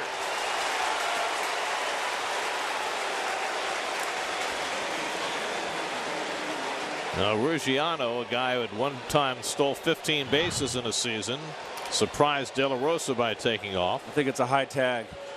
You got to get the glove down. Did he swipe it on his chest before the foot got to the bag? They can overturn that. Yeah, the Rockies are challenging the call. Play under review brought to you by Mazda. Driving matters. Well, this is a great play if you make it, but with the pitcher up, if you get thrown out, it's a terrible play. Agreed. Not a good tag. Why did he stay high with the tag? I have no idea. But the left foot went past the base, and it certainly appeared as though Arenado got the glove on Ruggiano before the right foot arrived. Yeah, he's out. No doubt. Not a good slide.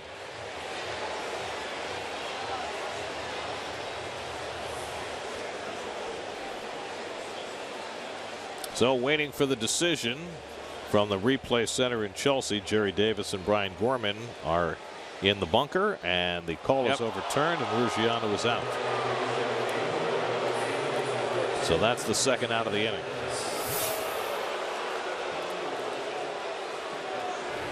Like you said, though, Gary, you have got to make sure if you do that with the pitcher up, you better make it. So it goes to caught stealing. And now 2 out and a runner at first. And Colon strikes out to end the inning.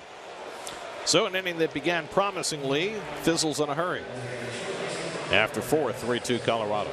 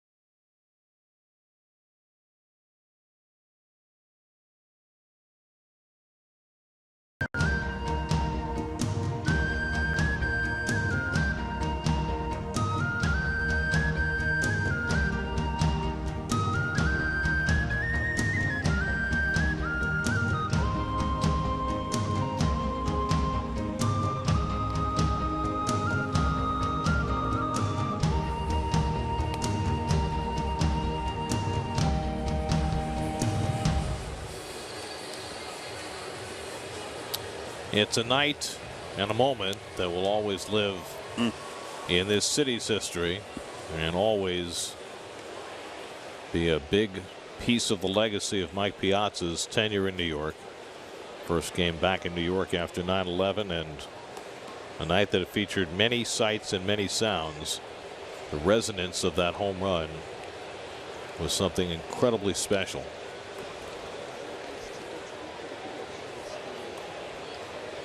Nick Hundley leads off in the 5th inning against Bartolo Colon. Rockies with a 3-2 lead.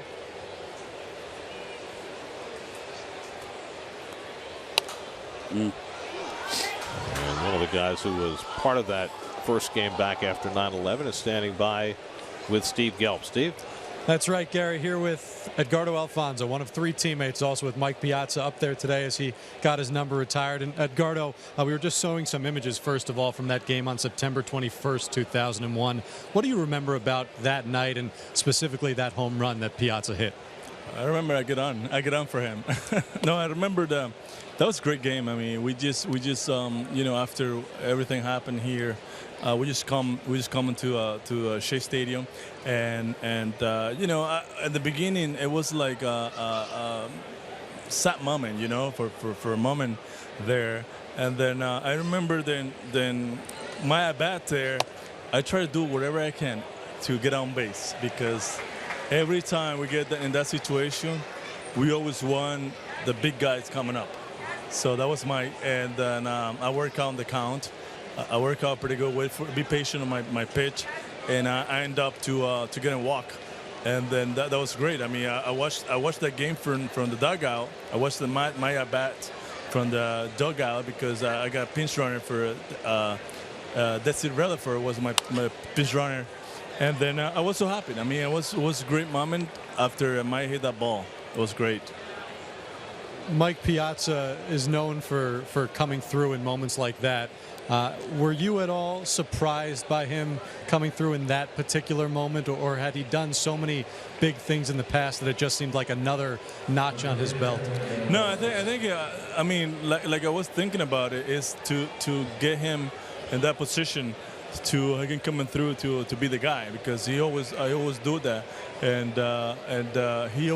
he's the guy who's coming in the tough situation, and that's the guy you want to have in the home plate in the tough situation, and he did. I mean, he did that. So I was so happy he can hit the ball out of the ballpark and give his New York fans the victory. I think it was great. Edgardo, what was he like as a teammate?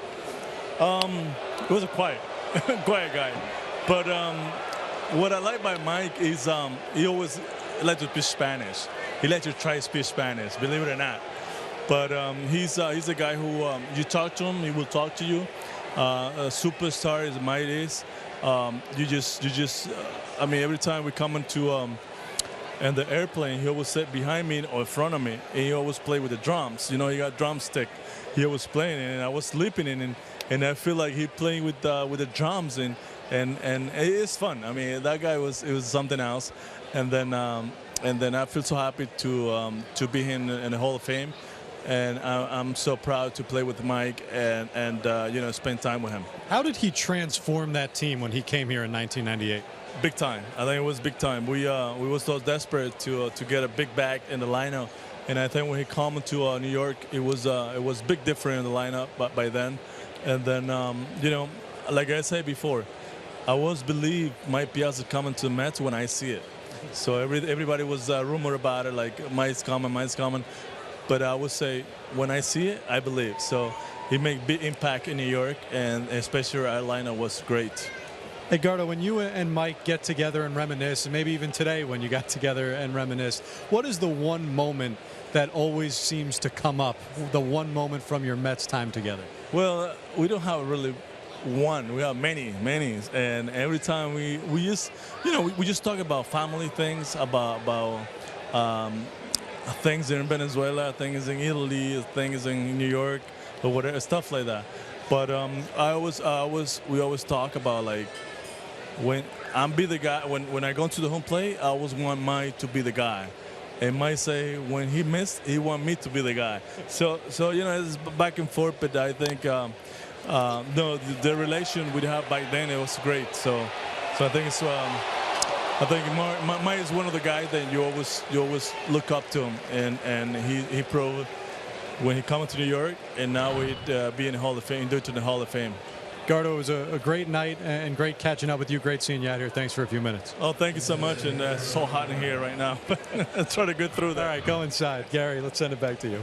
You know, what Gardo says is really true, because Fonzie had a habit of always driving in the tying run so that somebody else could be the hero and drive in the winning run. It was just his nature, right? To not be the guy, but to be the guy who sets up the guy.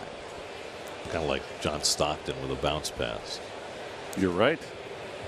Kuzi will go deeper. Darno getting the force at second on the bunt by De La Rosa. He's at first with one out, playing behind him. And Charlie Blackmon takes high for ball one. Colon had pretty much of a cruise for the first 3 innings, but innings 4 and 5 proving more problematic. Gave up 3 runs in the 4th. A leadoff hit to Hundley here in the 5th. Blackmon's 0 for 2, struck out and grounded out.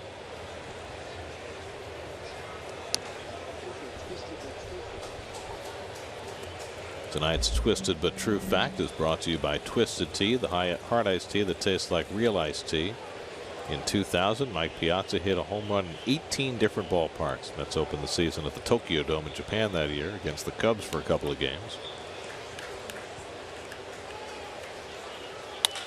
That's pulled to right field. Granderson's going to watch it sail over his head. It short hops the wall. De La Rosa around second. He'll go to third. They'll hold him up there. And Blackmon has a double. So more trouble finds Colon in the 5th inning. Blackmon with his 20th double of the year. Ball up, Gare out over the plate. De La Rosa's a truck horse, so we'll say the least. Doesn't get a good read at all, but that's a lumberer right there, Garrett. That's a 35-year-old pitcher, Keith. Yes, it is. If you're a hitter, you're going, oh, shucks. There goes my arm, lost an RBI. Well, the Mets are already down by a run, but they'll play the infield back here to try and stay out of the big inning. With DJ LeMahieu at the plate. LeMahieu has struck out and grounded out 0 for 2.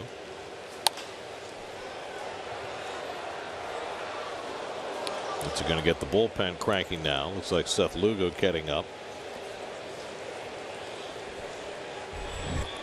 Terry Collins had said heading into this start, with Colon going on 3 days rest, that they would have Lugo ready to piggyback if necessary, and it may be necessary.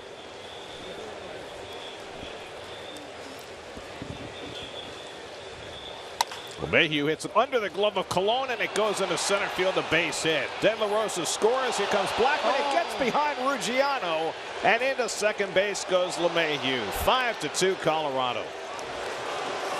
Justin Ruggiano in his first game as a Met keeps coming up just empty. A 2-run single for LeMahieu, and then an error on Ruggiano, the Mets' 3rd error of the game. Well, ball up the middle here. And he's going to come in hard, not hit that hard.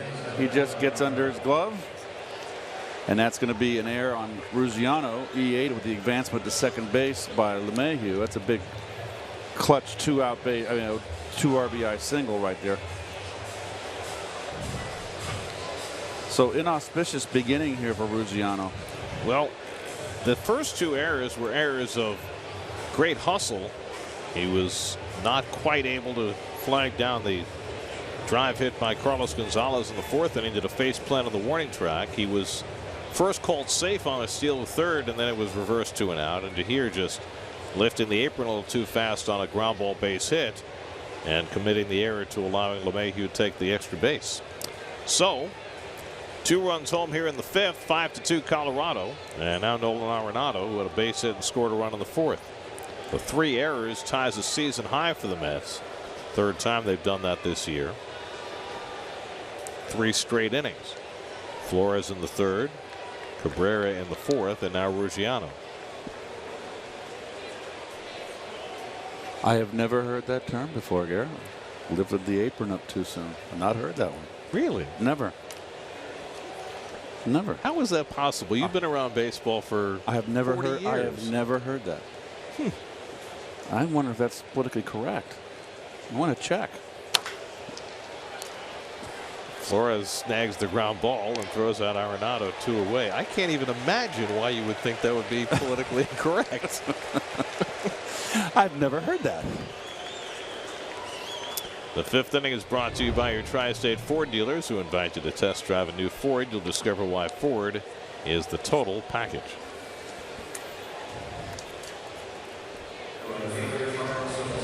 So 2 out of the inning. Now Carlos Gonzalez, and the Mets going to walk him intentionally and go after the backup shortstop Christian Adames, who had to come in for the injured Trevor Story in the last inning. So Gonzalez, who had a long double his last time up, will not get a chance to swing the bat this time. It'll be the first walk of the night for Colon.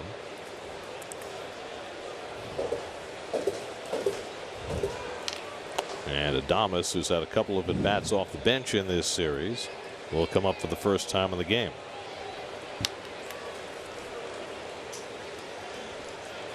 And there's ball 4.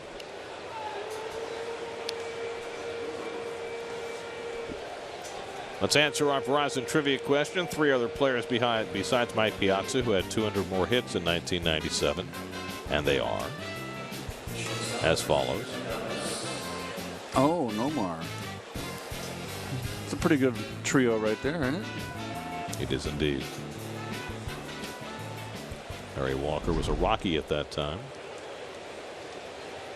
He had had his great years in Montreal, went to Colorado and joined the Blake Street Bombers, and had some of the greatest offensive years in an offensive era. So here is Adames with 2 out and 2 on, with 2 runs home already in the inning.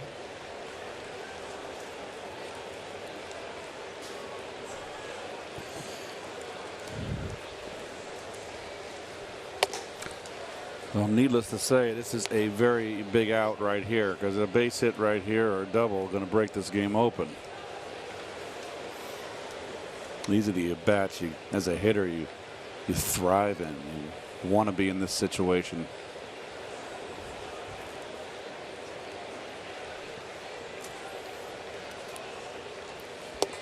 And a fastball strike, 1-1. David Dahl, who had a 2-run homer his last time up, would be next.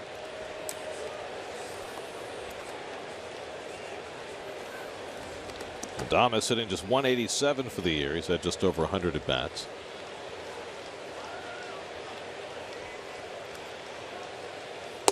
Jeez.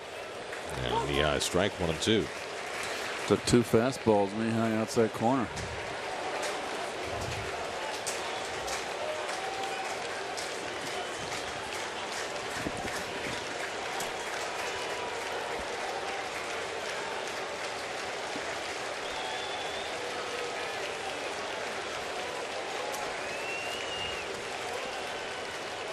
LeMahieu at second, Gonzalez at first with 2 out. And Adames with a late swing foul.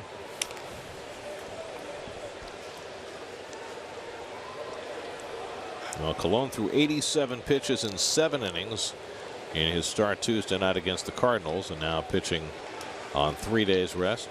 About to throw his 85th pitch, but this time in the 5th inning.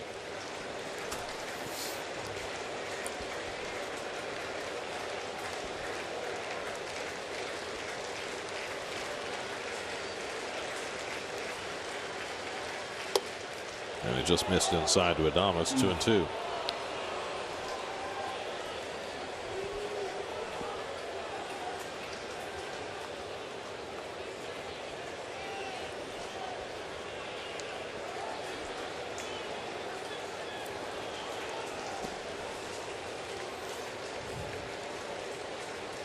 Two out, 2 on, 2-2 to Adames.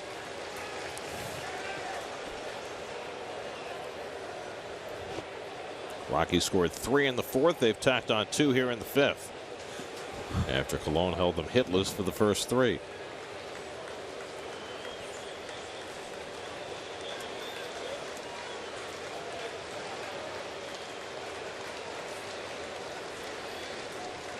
Two coming. And he jammed him and he fouls it off his leg.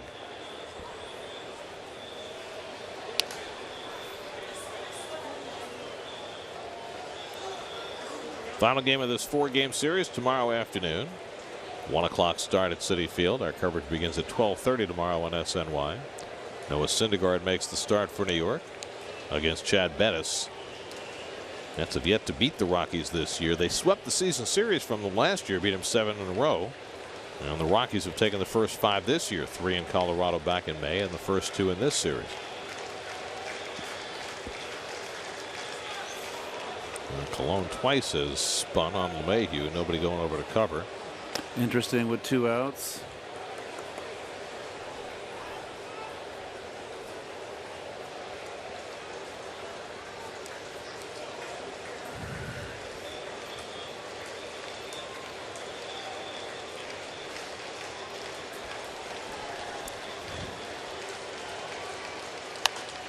Thomas lofts one foul to hang in there.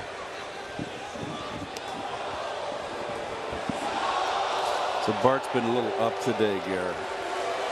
That's been his trouble here. He needs to keep that ball down. Would that surprise you with him pitching on shorter rest?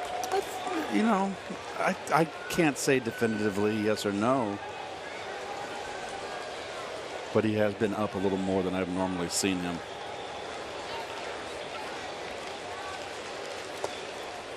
Bounces that off-speed pitch, 3-2. Was only the 4th pitcher 40 or older ever to make a start for the Mets on 3 days rest. Warren Spahn did it back in 1965, but that was back in the days of 4-man rotations anyway. Worrell Hershiser did it once at age 40 in 1999 for the Mets, and Tom Glavine did it once in 2006 at age 40. Here's Bart at age 43, pitching on 3 days rest for the first time since 2005. LeMahieu and Gonzalez get set to take off. 3-2 on the way, and Adames pops it up. Cabrera back, Cespedes in, and Yuenis puts it away to retire the side, but not before the Rockies add 2 on a 2-run hit by DJ LeMahieu. Halfway through at Citi Field, 5-2 Rockies.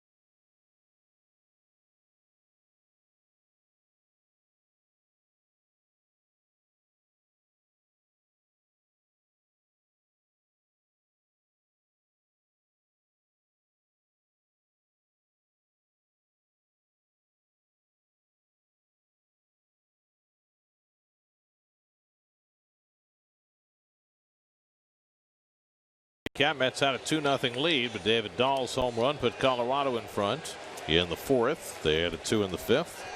And Jorge De La Rosa now has a 5-2 lead. Third time through the Mets batting order. Curtis Granderson leads off, and he turns away from the fastball. Curtis lined out to the second baseman his first time up, and then Trevor Story made a diving stop going up the middle and then threw him out in the second. Story later left the game with an injury. Yet to get a report on him. Mets have had base runners on every inning off De La Rosa. Scored on him twice.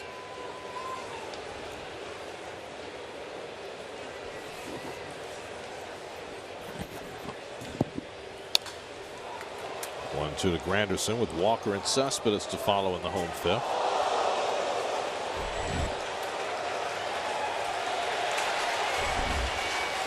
Rockies 5 runs, 7 hits. The Mets 2 runs and 6 hits. Both starters up over 80 pitches in the 5th inning. And another line drive by Granderson. This one goes foul.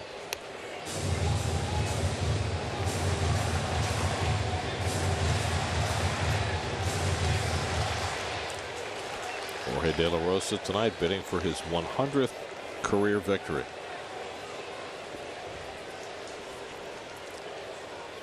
And he gets Granderson with a cutter. Second strikeout for De La Rosa. Make it his 4th strikeout. Monday as the clock strikes 4 for the MLB trade deadline. Get up to the minute news and reaction from around the league on Daily News Live Trade Deadline Special, followed by Loudmouths, Mets first pitch, and pregame, all live from Citi Field Monday, starting at 4 p.m. right here on SNY. Very strange the timing this year, that the trading deadline falls on the afternoon of the first Mets-Yankees game of the season. Normally the trade deadline is July 31st, but because that falls on a Sunday this year, they moved it a day later this year only to August 1st. Walker pops it up. And Reynolds wants it. 2 out.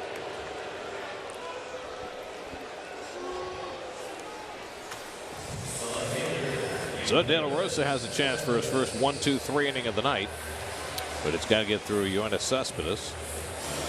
Cespedes is 0 for 1, hit one of the fence in left field that was caught, and then he drew a walk in the 3rd inning.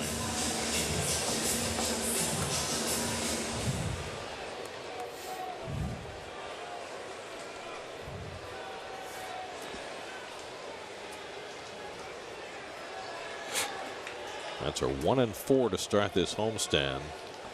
Got rained out on Monday night to get things off to a weary start, and split the doubleheader Tuesday with the Cardinals, and have not won since.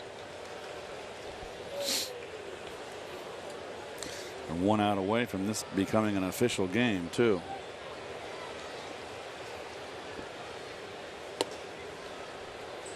De La Rosa falls behind 2-0.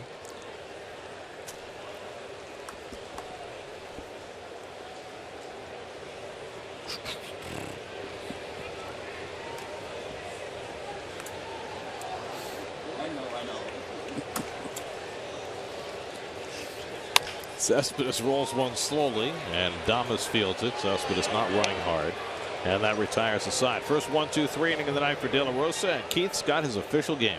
And so do the Rockies. They're up 5-2 as we go to the 6th at Citi Field.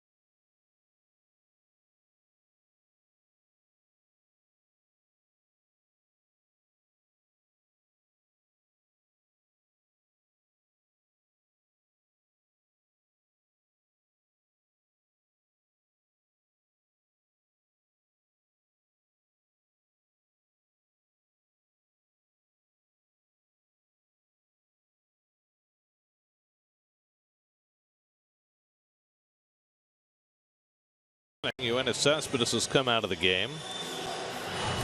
Well, this is alarming. And this makes me think that Gary, you can just see him grimace on his swing. That it's not getting better. And they may have to rethink Cespedes, like sitting him down. Well, and healing that thing. If he goes down, that's going to be big trouble. That's exactly the point. Here's David Dahl leading off in the 6th inning against Seth Lugo, who's come on in relief. James Loney's come in to play first base. He'll bat 9th. Kelly Johnson moves from first base to left field. Lugo will hit in the number 3 spot in the batting order with Cespedes coming out. Lugo's done a nice job in limited appearances. Hit on the ground is short, and Cabrera makes the play 1 away. Let's check in with the studio. Larry Ridley has a game break brought to you by your local Honda dealers.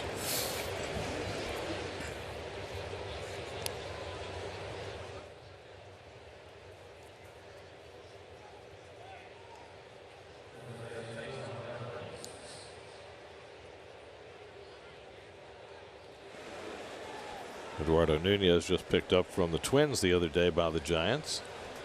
Right in the middle of things. Here's Mark Reynolds, who was 0 for 2, reached on an error and popped up. You know, Keith, you talk about Cespedes and the fact that he's playing with the bad quad. If you have to sit Cespedes down for a period of time, which certainly appears like the only way that he's going to get healthy, doesn't that impact the entire way that you look at this season going forward? I mean, there's been all this talk coming up to the trading deadline about the Mets going out and trying to boost their offense, trying to get a relief pitcher, just trying to go for it this year. Well, the Mets started the day 7.5 games out in the division, 2.5 in the wild card. The team directly behind them, the Pirates, decided to sell. They're trading their closer. Do you think that the Mets have any inclination to change plans as we get toward the deadline and maybe think that working for the future might be a better idea than going all out this year? I'm not inclined to quit on a season, particularly when you saw the standings there for the wild card. You're 2.5 games out. I'm not ready to run up the white flag. You know, I'm still in the hunt, and you never know. We saw something extraordinary that happened last year with the Mets just floundering for 4 months, going nowhere, and 4 people changed the program the last 2 months of the year. Now, that was an extraordinary year. Probably never see something like that again, at least not for a long time. But with 2.5 back, I'm not running the white flag up yet.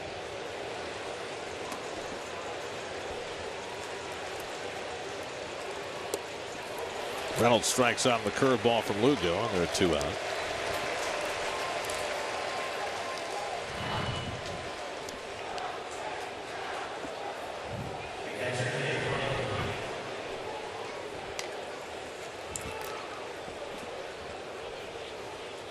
Here's Nick Hundley, who's 1 for 2.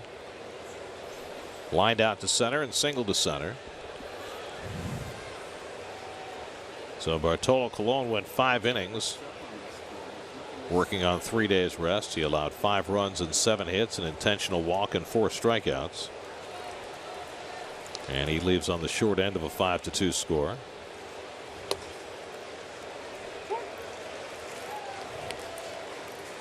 Well, Seth Lugo has worked in generally low leverage situations, but so far so good for the rookie.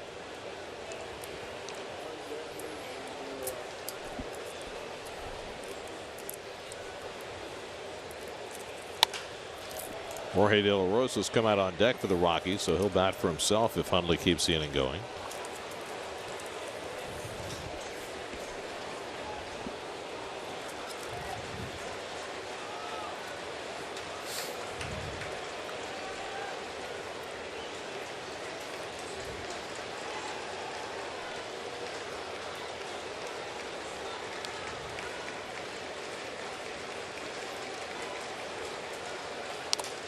And Hundley just got a piece of it to stay alive.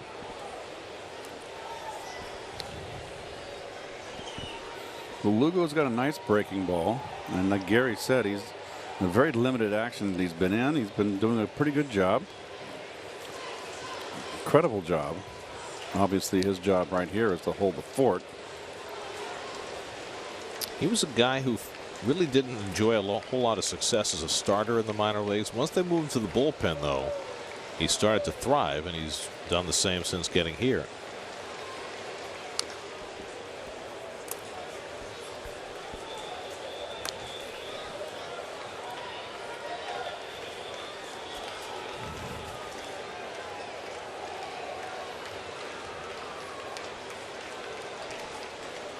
That is a dirty uniform. That's what you want to be every game you play. That means you're in the action. Well, he's a catcher. He's in the action anyway, isn't he?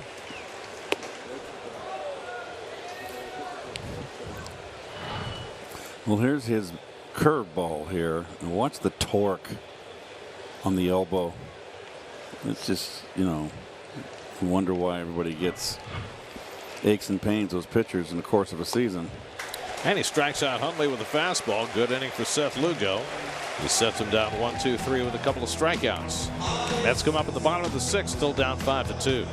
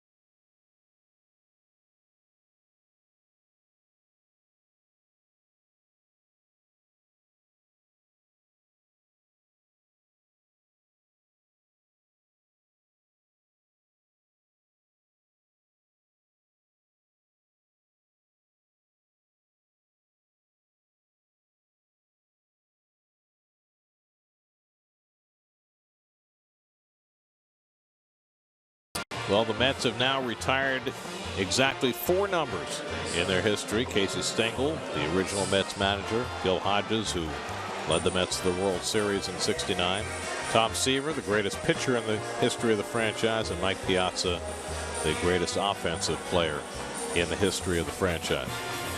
And those 4 numbers up there together. And interestingly, today is Casey Stengel's birthday. He was born July 30th, 1890, which would have made him 126 today. I like the new placement of the numbers up high because they're large and they're not lost.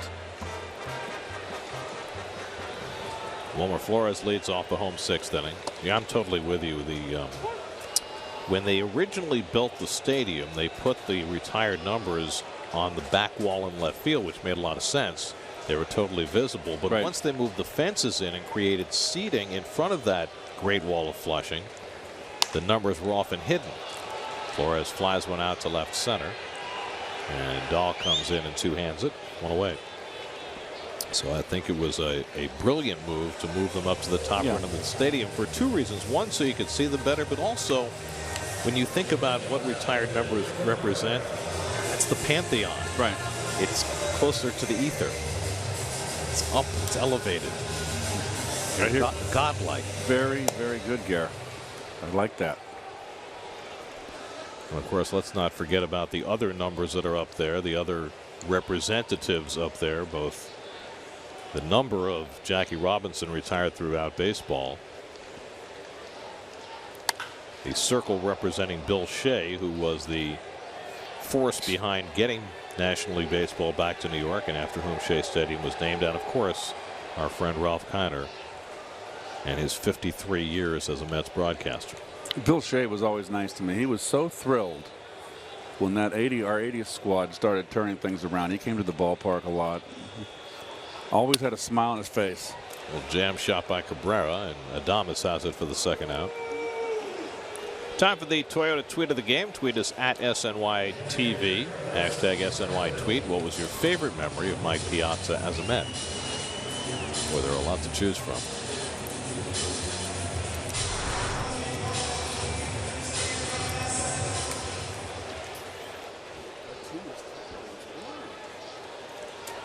Here's Darno, who's 1 for 2. Single to left, fly to center.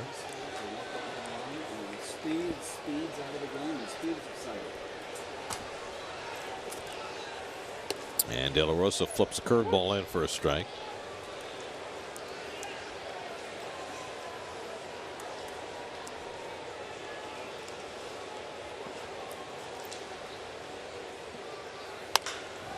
And Travis gets under one and flies it out to right.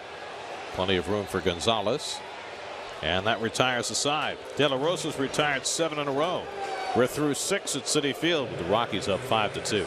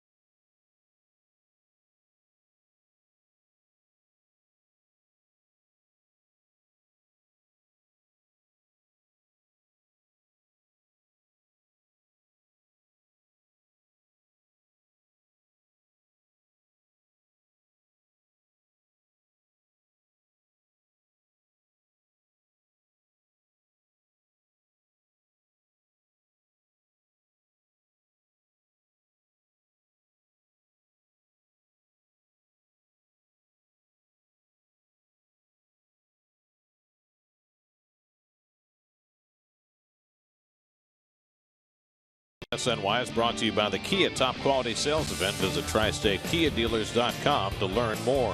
By New York Lottery, take a break from the expected. Play scratch-off games from the New York Lottery. And by Nationwide, speak with James Finaro and Beth Page or Stephen Principe in East Meadow today. 7th inning at Citi Field, 5-2 Colorado. Daniel Descalso will bat for Jorge De La Rosa, who leaves after 6 strong innings with a chance for his 100th career victory.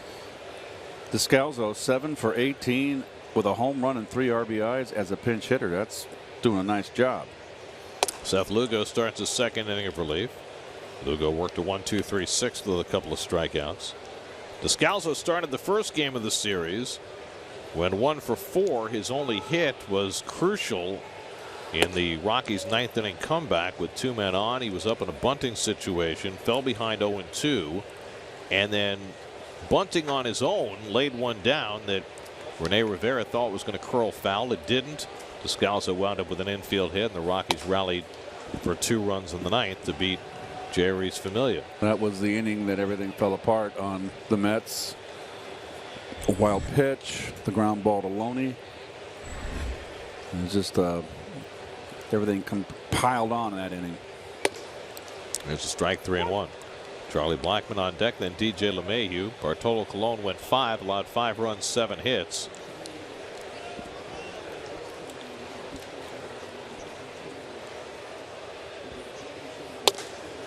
And it's too high, ball 4.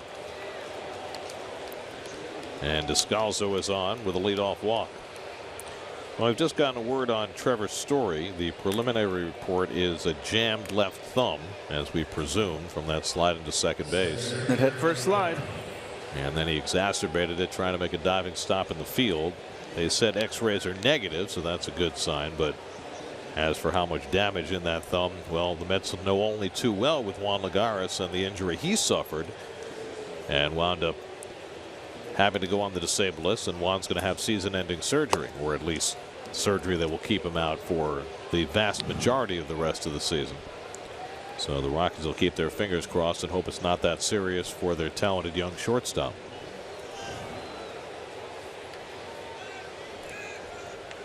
Charlie Blackmon 1 for 3, doubled to right field and scored a run in the 5th. And he hooks that one deep to right field. Granderson got a late start going back, and it's over his head and off the wall. Descalso to third. He'll be held up there, and Blackmon has his second straight double. Blackmon really has a quick bat, and he turns on that ball real quickly. Those 2 doubles, very impressive. Fastball, he goes out and gets it. And Curtis wasn't going to get this ball anyway. He did get a little late break, but that ball's hit too hard over his head. And Blackmon's saying, okay, I can't get an RBI. I got 2 doubles, runner on first, and they can't score for me. Blackmon had 4 hits in the game last night, including a pair of doubles. So he's got 4 doubles in his last 8 at bats. Here's DJ LeMahieu at a 2-run single after Blackmon's double in the 5th. That's bringing the infield halfway in.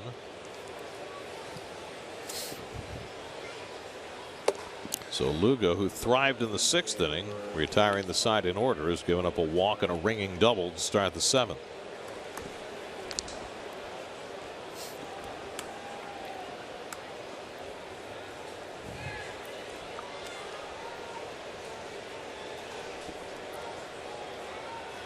And LeMahieu jumps back 2-0.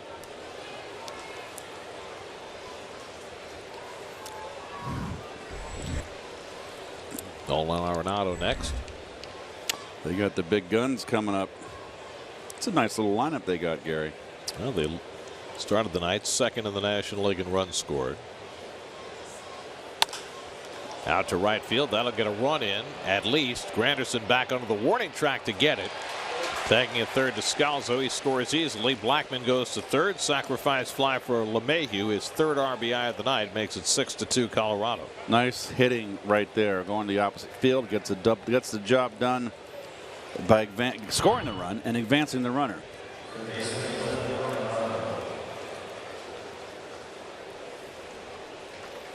Backing Curtis up to the track. Everybody tagging. Everybody advancing. Well, the Mets at one time had a 2-0 lead in this game. They've given up 6 unanswered runs. And now the infield comes in for Nolan Arenado, who's 1 for 3. Singled and scored back in the 4th. And the way the Mets are struggling to score right now, 6 runs looks like 16. Well, we're in the final third of this game right now. What's the manager to do? No, you can't go up there and hit. Well, for as much trouble as this Mets offense is having, for Terry Collins to have to take Cespedes out of the game again after that quad appeared to act up on that last run from home to first, leaves them almost bereft.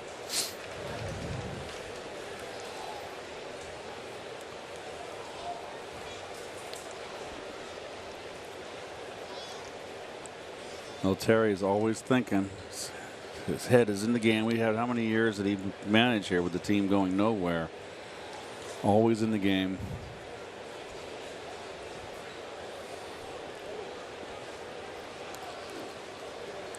Blackman at third with 1 out, a 1-1 count to Arenado, who's driven in 78 runs this year.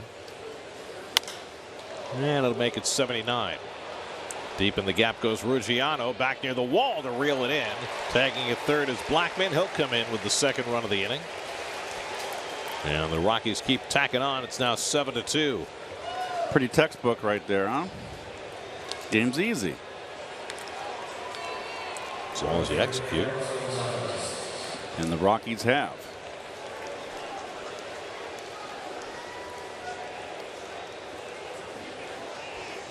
Always reminds me of the great John McKay line. When he was coaching the Tampa Bay Buccaneers, they asked John McKay, what do you think of your team's execution? And he said, I'm in favor of it. He is a sarcastic wit, Mr. McKay. Here's Carlos Gonzalez taking outside. Well, the last time the Rockies were at 500 was May the 21st, when they were 21-21, shortly after they swept the Mets in a series in Colorado. If they win tonight, they get back to 500 again. They've won 8 of their last 9 coming into this game, and they're playing like it. I remember the days of John McKay at SC. I think they coined the phrase student body left when they had OJ running. Or student body right. It's such great ground game. Great running backs came out of SC. And Marcus Allen, Anthony Davis. You know, it just was, the list went on. A lot of Heismans out of that Trojan El Troje uniform.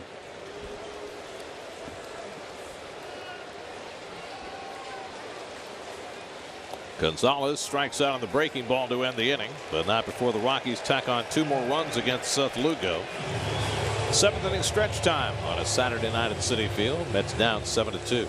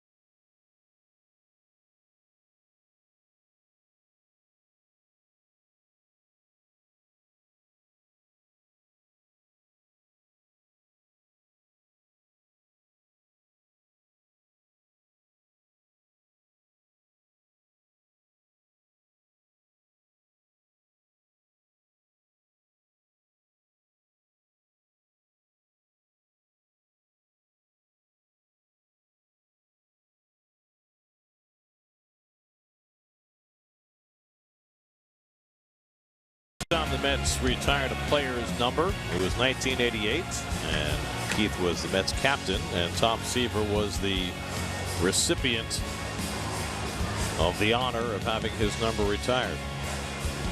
1988, July the 24th. I remember that day well.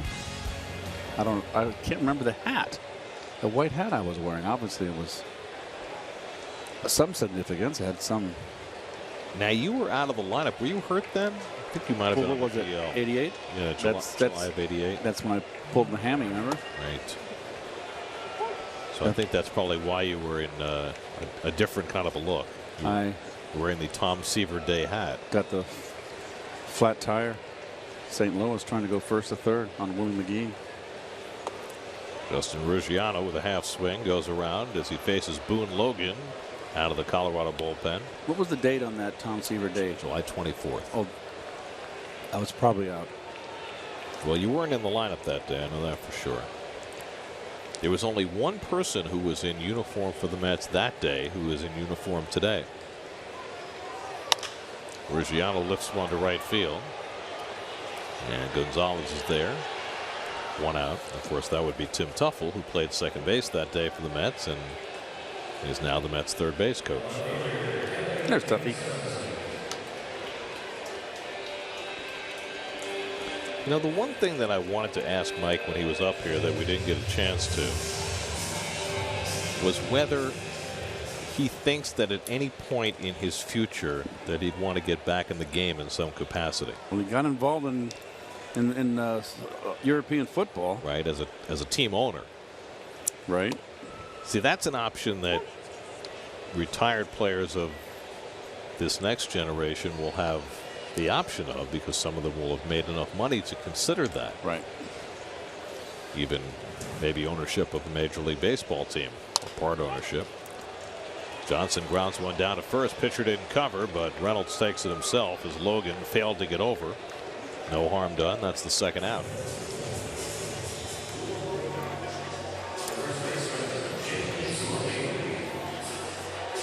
Now James Loney will bat for the first time.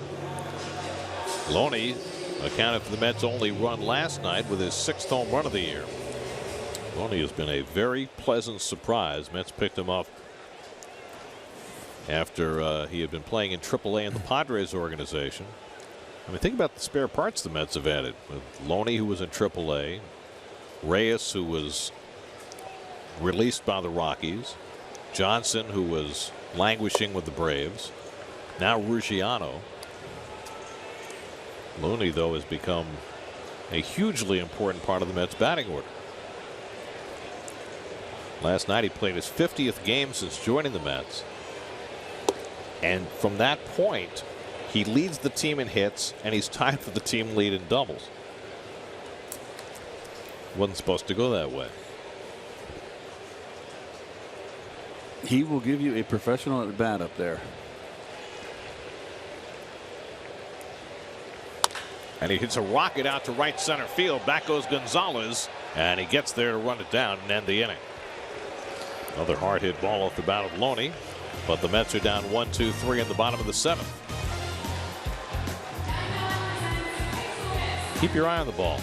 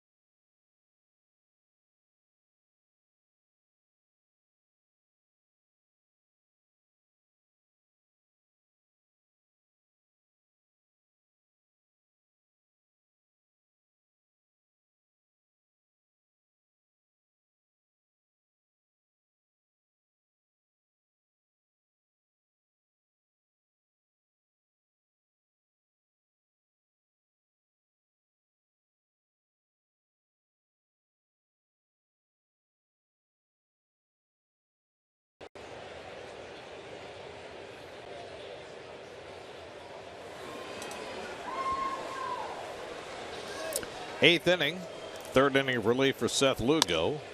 And the ground ball past his glove will be fielded by Walker, who throws out Christian Adames. One pitch, one out in the eighth. So here's a different kind of a deadline deal. The Padres and the Braves just completed a trade.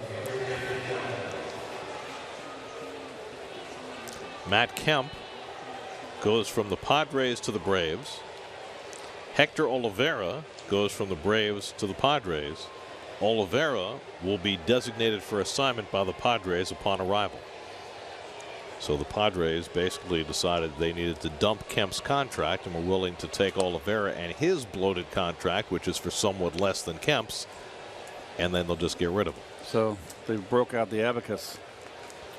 So the bottom line on that, though, is that Matt Kemp, who obviously is still a very talented player, comes to the National League East. And that's somebody the Mets are going to have to contend with when they play the Braves later in the season. I'm going to wonder how Matt Kemp is going to feel about being in Atlanta on the Brave uniform. We'll see. Well, he was on a team that was going nowhere in San Diego, so it hardly matters from that perspective. David Dahl homered earlier in the game. He swings and misses 1 and 2. The Padres have offloaded 4 of their 5 pitchers from their opening day starting rotation now. Remember, they traded James Shields earlier. They just traded Colin Ray and Andrew Kashner to the Marlins this week. If you missed it earlier, Ray, first start for the Marlins tonight, left in the 4th inning with elbow soreness. Marlins won that game 11-0 over the Cardinals, but obviously a blow, losing Ray in his first start. They also traded away Melvin Upton. Now they've traded Matt Kemp. So the Padres, who 2 winters ago were declared the winners of the winter because they had gone out and been so aggressive with their new GM A.J. Preller, have now torn the whole thing down. 3-2 to Dahl, and he lifts one down the left field line, and that'll go into the crowd. So changes of fortune come quickly in the game these days. Usually this time of year. Now that's a guy who's ready for anything. Oh, how cute. He came ready. And he dressed like his hero, Mike Piazza, all ready to squat behind the plate. Half swing, Dahl 1 around, strike 3. 4th strikeout in relief for Seth Lugo.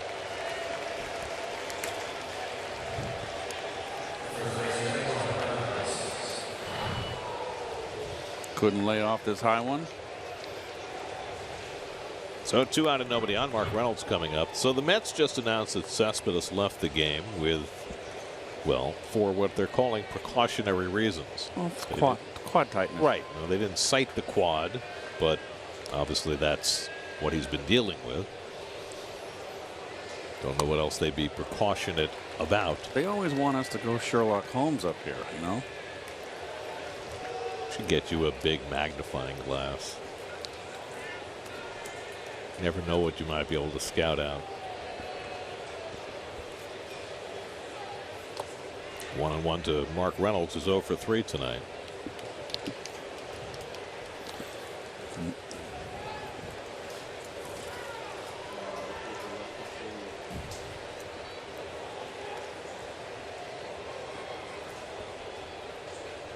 All I know is if you play Holmes, I will gladly be your Watson. Really? I thought you'd be Moriarty. No, I'm a good guy. Lugo throws out Reynolds, and that retires the side. Rockies are on 1-2-3 in the top of the 8th. Still 7-2 Colorado.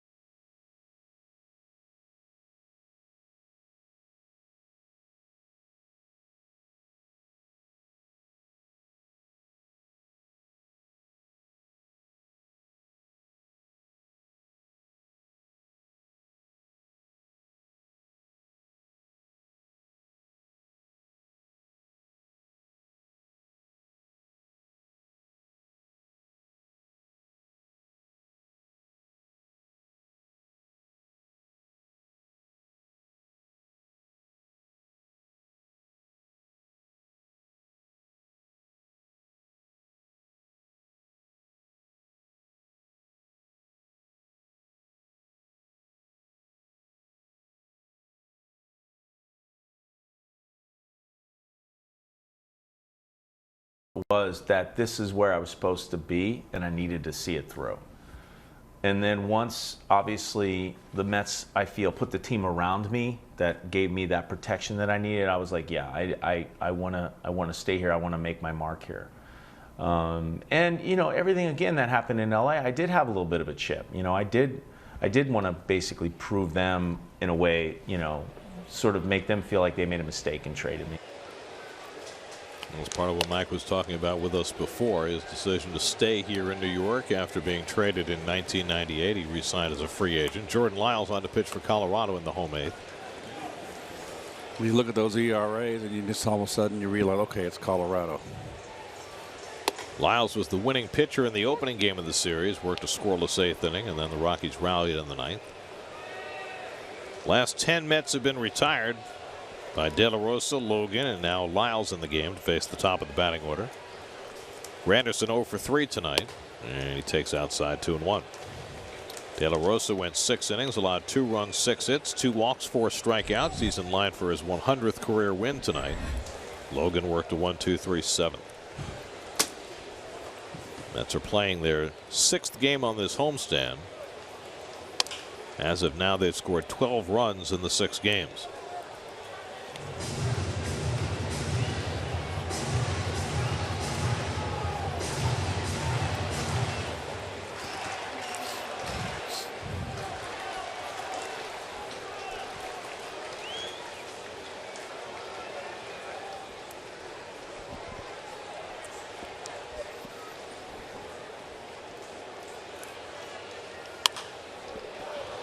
Still 2-2 to Granderson. Neil Walker on deck, and then the pitcher's spot. Let's go to our Toyota tweet of the game. We asked you the favorite moments of Mike Piazza's career. Rocky Nails notes the home run that capped that 10-run inning against the Braves in 2000. Of course, the post 9/11 home run is locked in everybody's memories. And the day the trade was announced. Well, that was. Turn the car around. I hope it wasn't an illegal U-turn. Immediate dividends at the box office. Well, I've got a few of my own. To me, there were just so many that resonated. I mean, Mike was, I've said this a number of times, he was so reliable at providing the big moment late in games, which as a catcher to me always is stunning, whether it's a Johnny Bench or a Gary Carter or Mike, to be able to catch 7, 8, 9 innings and then come up in a big spot late in the game after all the physical abuse you've taken makes it that much more impressive. And he just had a knack for doing that. Got to call a game. You know, you got to really, the catcher has to really separate offense from defense more than any other player.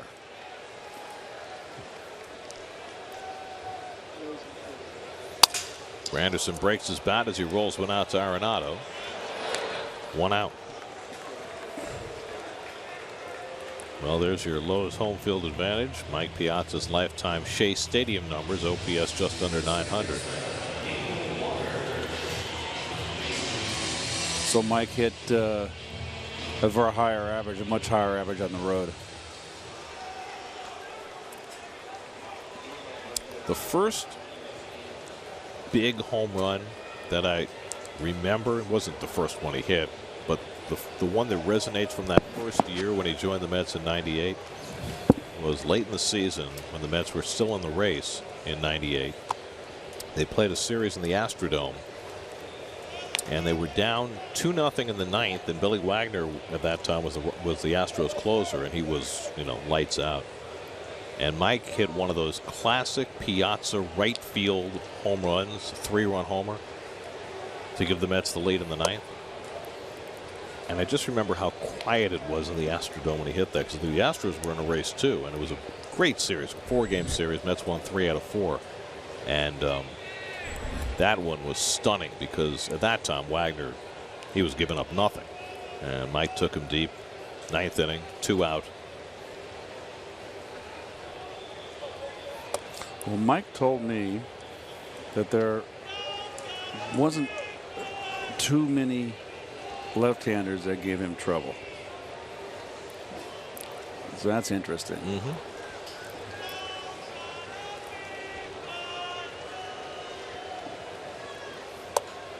I remember one he hit early in the 1999 season at Shea against Trevor Hoffman in the bottom of the ninth. The Padres had not lost a game where they led after 8 innings. I think it was 180 straight games. And Mike hit another right field home run, 2-run shot to win the game. There was the one he hit against John Smoltz in Game 6 of the LCS that same year in '99. Remember, the Mets were down 5-0 early in that game. Smoltz came out of the bullpen middle innings, and Piazza hit one to right center that tied up that game at 7. There were all the home runs he hit against Roger Clemens, including a grand slam that he hit at Yankee Stadium. That's hit out to center field by Walker, and in comes Blackman. So it's just, it goes on and on. As I think about it more and more, there are just all these moments that were just, they just resonated because he had that knack for doing it time and time again in the big spot. SNY Super Slow Motion is brought to you by your Mercedes-Benz Tri-State dealers. Mercedes-Benz, the best or nothing. Now Brandon Nimmo will pinch hit. First plate appearance for Nimmo since his recall. Called up when Juan Lagares went on the disabled list.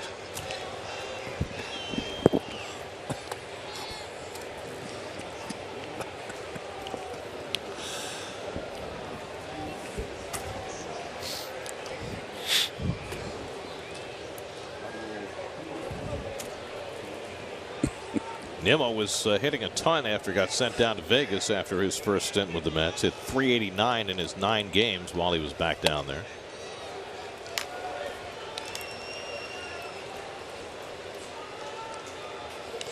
Well, there was talk of Nimmo being involved in that trade for the catcher of the Brewers. Kerry, come on, help me out here. What's his name? LaCroix. Crazy me. Sometimes I lose it. So I don't know what's happening on that front right now. I know there's a lot of talking going on. Tell you what, Keith, my game plan for the days leading up to the trading deadline is to ignore all the talk. Right. And let me know when the trades are done, because most of it's just talk. Nimmo gets under one to center field, and Blackman eases back, and that retires the side. 13 Mets in a row have been retired, and we head to the 9th with the Rockies up 7-2.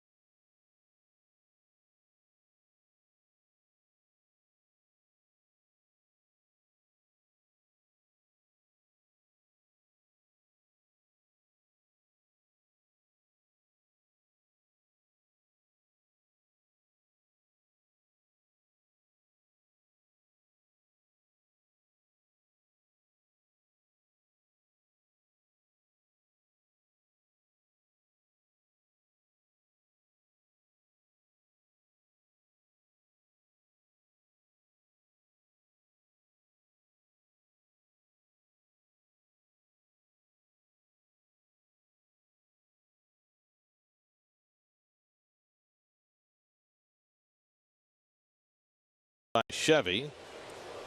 Giants came from behind, beat the Nationals 5-3. Ichiro Suzuki still too shy of 3,000, but the Marlins won 11-0 despite losing their starter Colin Ray in the fourth with elbow problems. Brewers beat the Pirates. So with that Miami win, they're now tied with the Cardinals for the second wild card spot. Antonio Bastardo will work the top of the ninth. Gave up 3 runs working in the top of the ninth in last night's game. Nick Hundley leads off 1 for 3 on the night and goes after the first pitch. Fastball, 0-1. Ryan Rayburn is out on deck to be a pinch hitter for the Rockies, and then Charlie Blackmon. Seth Lugo went 3 innings in relief, gave up only 1 hit but 2 runs, struck out 4, and walked 1 in his 3 innings of relief behind Bartolo Colon. 0-2 to Hundley.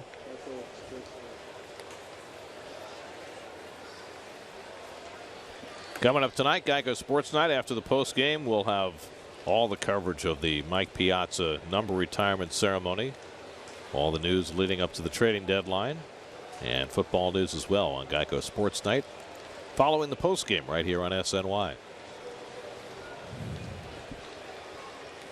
0-2 from Bastardo, and Hundley strikes out on the fastball. 3 pitches, and Bastardo takes care of the Rockies catcher, 1 away.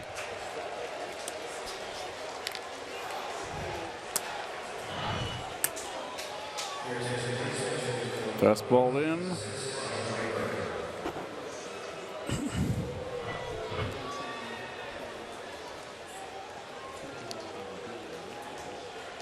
Now Ryan Rayburn will pinch hit. Rayburn was actually in the starting lineup last night, but was a late scratch for the Rockies when he got hit in the knee by an errant throw during batting practice. But obviously well enough to take the turn at bat tonight. Rayburn's had 3 pinch hit home runs this year. 8 RBIs, Gary.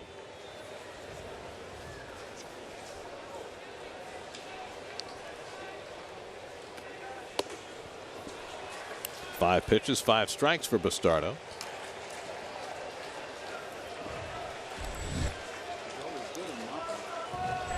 And he's even working a little quicker.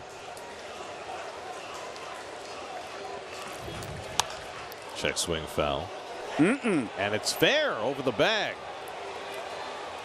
And stopping at first is Rayburn. I don't think he thought it was going fair either. This is, I don't even think Loney moved a step on this. It's an odd looking hit.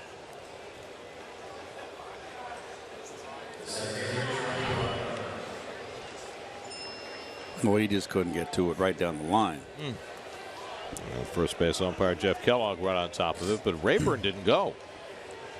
Fair ball. Run. He thinks it's a foul ball. Take that. It's a new approach. Well, if he had run, he might have had a double. 1 out and 1 on. Here's Charlie Blackmon, who's doubled his last 2 at bats. Pulled both of them over the head of Granderson in right field, but Curtis playing no deeper now than he was before. Blackmon had 4 hits last night and 2 doubles today, so having himself a big series.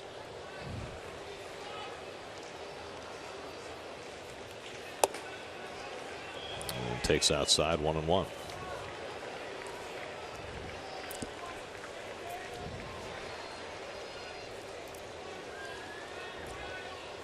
I wonder if whether when Charlie plays on a humid night in New York, he rethinks that bushy beard. He's a Georgia Tech kid, right? Yes, he is.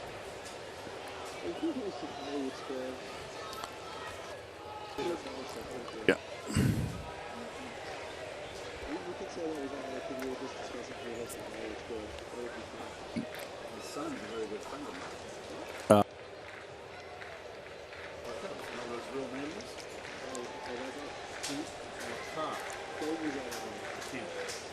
Now, folks, here's your host. 2-1 coming. And the slider has Blackmon flailing. 2-2.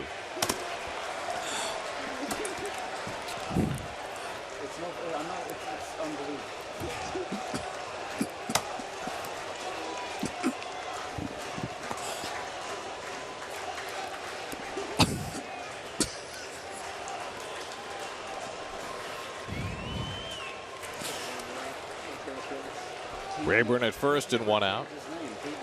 2-2 to Blackman. And the slider in the dirt, 3-2. I don't know about you, Keith, but I note a discernible increase in the pace of Antonio Bastardo's work tonight. After we started talking last night about all the different things we might be able to do between pitches. Well, that certainly put a crimp into our plans. Wouldn't that be okay? Isn't that really the point? 3-2 coming. And a foul ball back. Did not. There's tonight's starters brought to you by People's United Bank. Jorge De La Rosa in line for his 100th career win. Bartolo Colon had 3 good innings and 2 bad ones, pitching on 3 days rest for the first time in over a decade.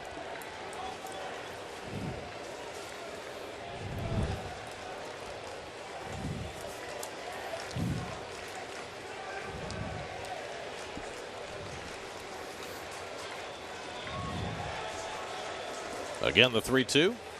And it's popped foul. And that'll go back in the crowd. So I have good news for you, Keith.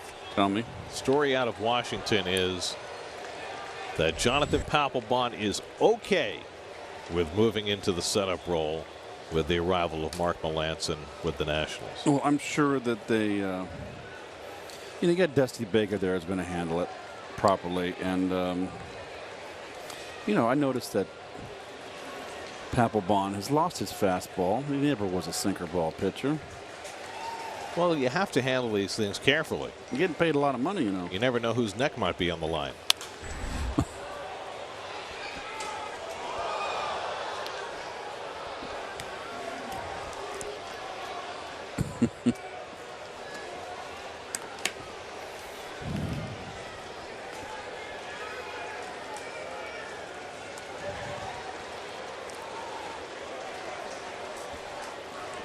This will be the 9th pitch of the at-bat from Bastardo to Blackman.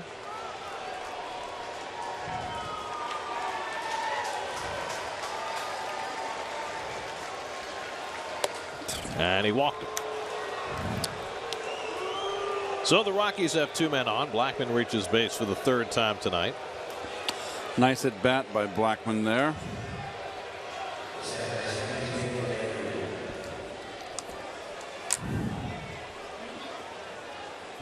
So now DJ LeMahieu, who's driven in 3 runs tonight, a 2-run single in the 5th inning, and then a sacrifice fly in the 7th. Rayburn at second, Blackman at first with 1 out.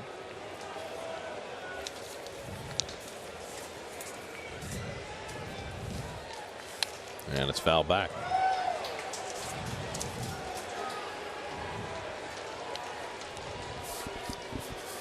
In the last of the 9th, the Mets are due to send up Flores, Cabrera, and d'Arnaud. Mets in danger of their 4th straight loss.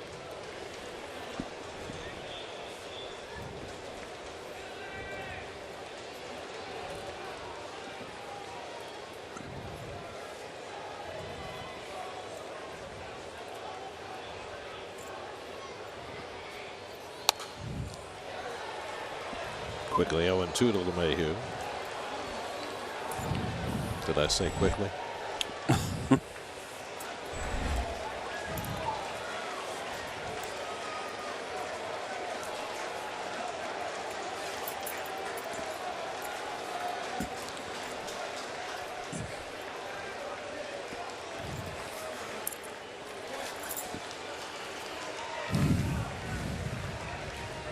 Now Bastardo deals 0-2, and it's up and away.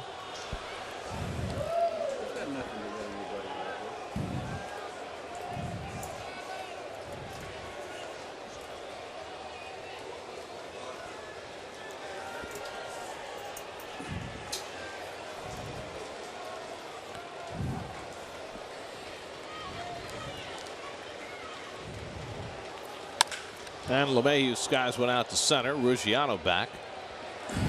That's the 2nd out. Rayburn tags, goes over to 3rd. So now runners at the corners with 2 out, and Nolan Arenado coming up. Arenado drove in a run with a sacrifice fly in the 7th. Rockies scored 3 in the 4th, 2 in the 5th, and 2 in the 7th.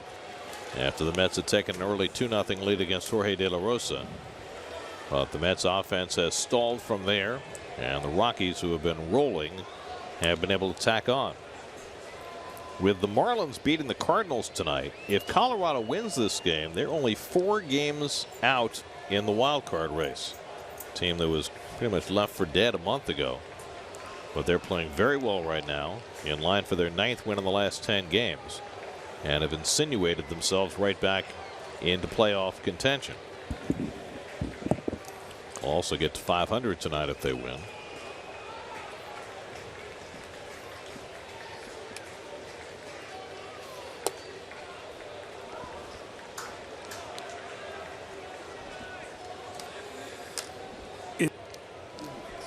Excuse me, Gary. You're excused. I was trying to talk to my producer, and I just didn't put the talkback button down. Very unprofessional. Well, you know, if you have something to say, you can share it with class. No, I was just going to.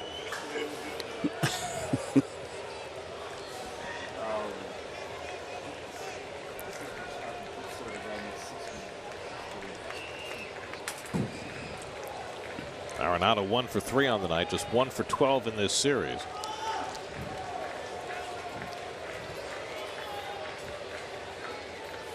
And that one bounces in, and d'Arnaud does a nice job blocking it to keep a run from scoring, but now it's 3-0. People, a lot of boo birds here, a lot of people left. Well, that just a tad short. At least it made it onto the dirt, unlike that ball Familia threw the other day, which almost hit the grass.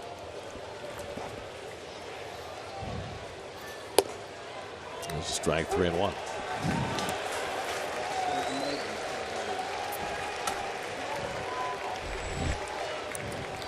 Carlos Gonzalez would be next.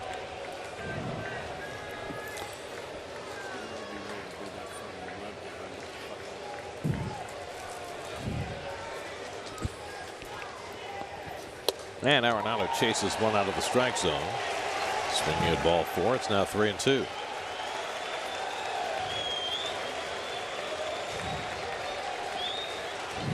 "24 pitches deep into this top of the 9th is Bastardo. Blackman gets set to run. 3-2 coming. And it's fouled away.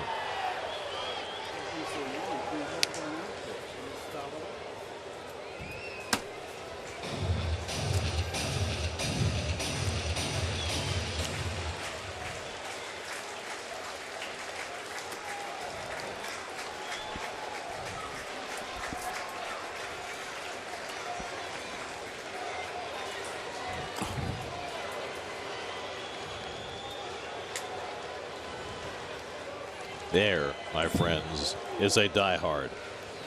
How does she mean that, though? It just doesn't get any more diehard than that. 7-2 in the 9th, and that sign is going nowhere. Arenado with a half swing. He went around, strike 3, inning over. And Bastardo gets a roar for putting up a 0 in the top of the 9th. The world's greatest Met fan. The simple things in life.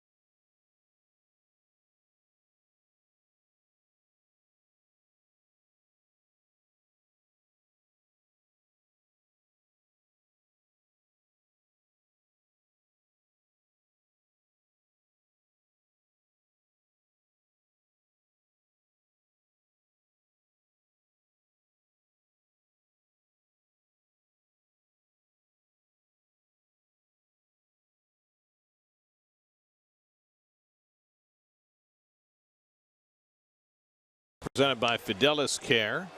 That's got a run in the first and a run in the second, driven in by Flores and Johnson, but nothing since.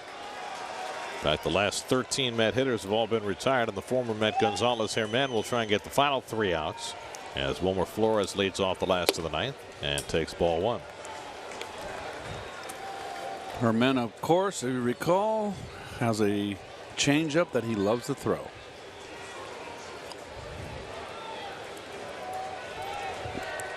Flores 1 for 3 on the night, and he goes after that changeup, and it's 1-1.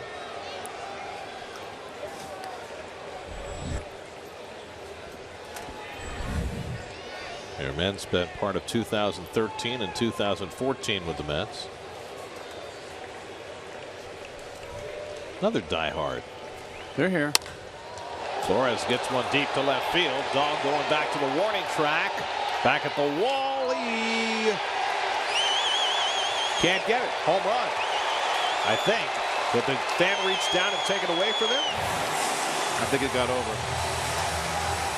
So it's a home run for Flores, his 11th of the year. And it cuts the Rockies lead to 7-2. And while Weiss is coming out, he's going to want the umpires to review this.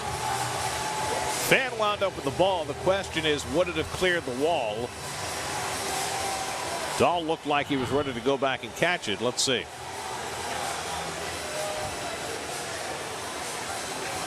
Oh, he reached pretty far down, but let's see. Oh, my. That was over the line. Think?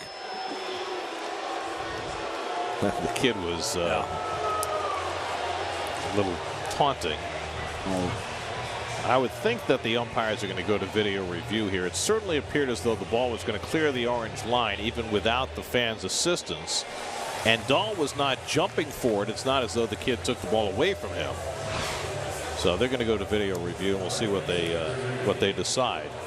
Let's try to make it snappy back there in Chelsea.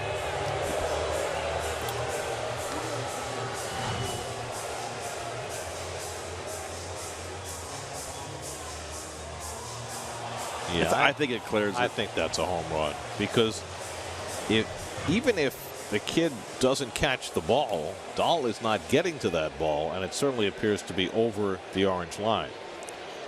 So it figures that it will stand up as a home run for Flores. It'll be his 11th of the year, and it will cut the Rockies lead to 7-3. This is a crew chief review brought to you by Mazda. Driving matters. One more look. The kid was very pleased with himself, I have to say. Yeah.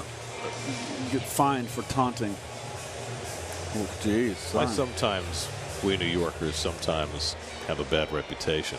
I hear you. Look at he's like an angry man.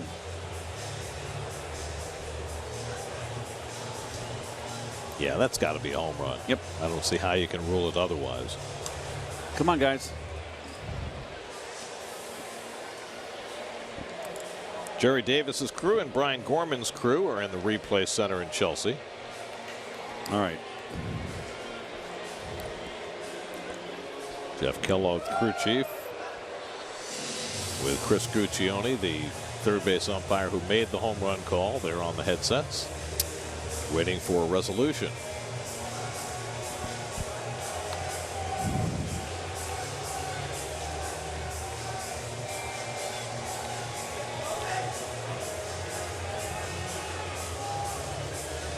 And we wait.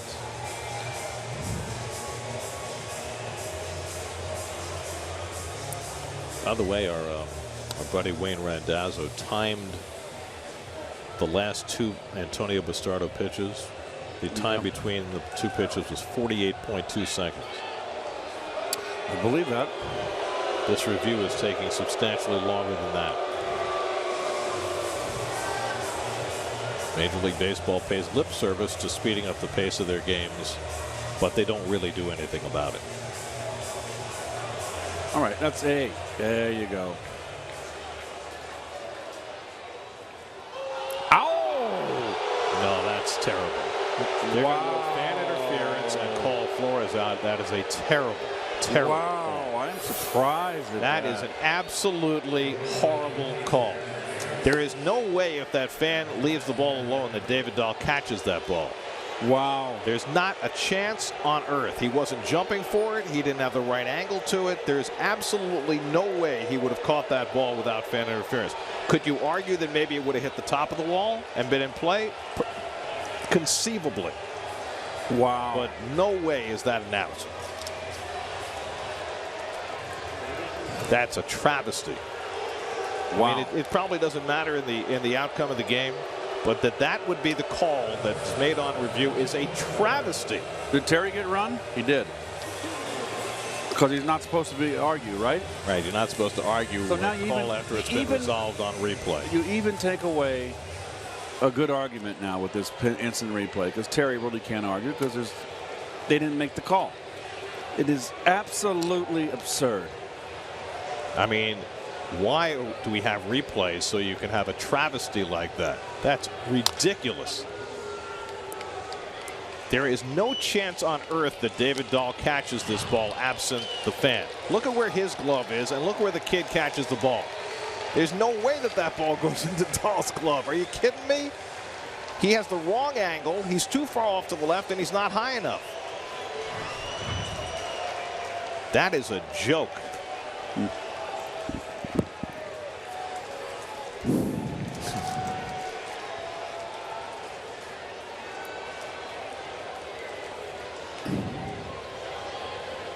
And again, it has probably no impact on the outcome of this game. But if you're going to have this replay system and waste everybody's time, how do you dare make that kind of call? Adames, the shortstop, waits for the pop-up, and Cabrera's retired, and the Mets are down to their final out. Wow. I'm not going to have a conniption on this one. Okay. Keith is conniptionless. I can knip for you. It's past my bedtime. Day game tomorrow. You're conserving your energy. More conniptions tomorrow. Bagels, locks, conniptions. 6. Let's see. How many is this? 1, 2, 3, 4. 15 in a row, right? Last base runner for the Mets, Kelly Johnson, an infield hit in the 4th inning. So here's Travis d'Arnaud with the Mets down to their final out. Sunday on Mets Insider, you know all his memorable moments on the field, but who is Yoenis Cespedes? Get an inside look at his childhood, his family, and his journey to the majors on Mets Insider, presented by W.B. Mason. Sunday at 4:30, only on SNY. d'Arnaud 1 for 3 on the night.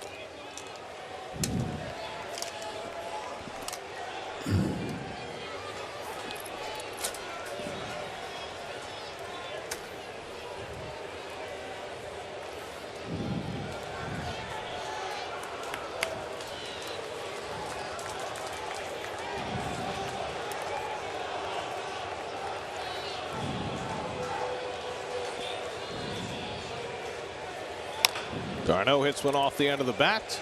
LeMahieu gets in front of it. And the Rockies have taken the first 3 games of this series. The last 16 Mets in a row are retired as the Rockies win this game 7-2. Well, the Mets got off early, a 2-0 lead with RBI singles by Flores and Kelly Johnson, but that was it, the first 2 innings. The rest was all Colorado Rockies. Home run by the youngster Dahl, his second. That was a 2-run shot that made it 3-0. They would add 2 more in the 5th and the 7th inning. And Colon will suffer his 6th loss of the season. De La Rosa gets his record to 500 at 7-7. And the Mets lose their 4th in a row. They're now just 3 games over 500 for the season. As the Rockies have now won 9 of their last 10. They get back to 500 for the year. And they're now just a game and a half behind the Mets in the standings. Game summary presented by Memorial Sloan Kettering Cancer Center. Rockies are now 4 games out on the wild card. The Mets remain 2.5 out and 7.5 behind Washington in the National League East. Rockies win this game 7-2. They've beaten the Mets in all 6 meetings this year with 1 more to go tomorrow afternoon. More from Citi Field coming right up.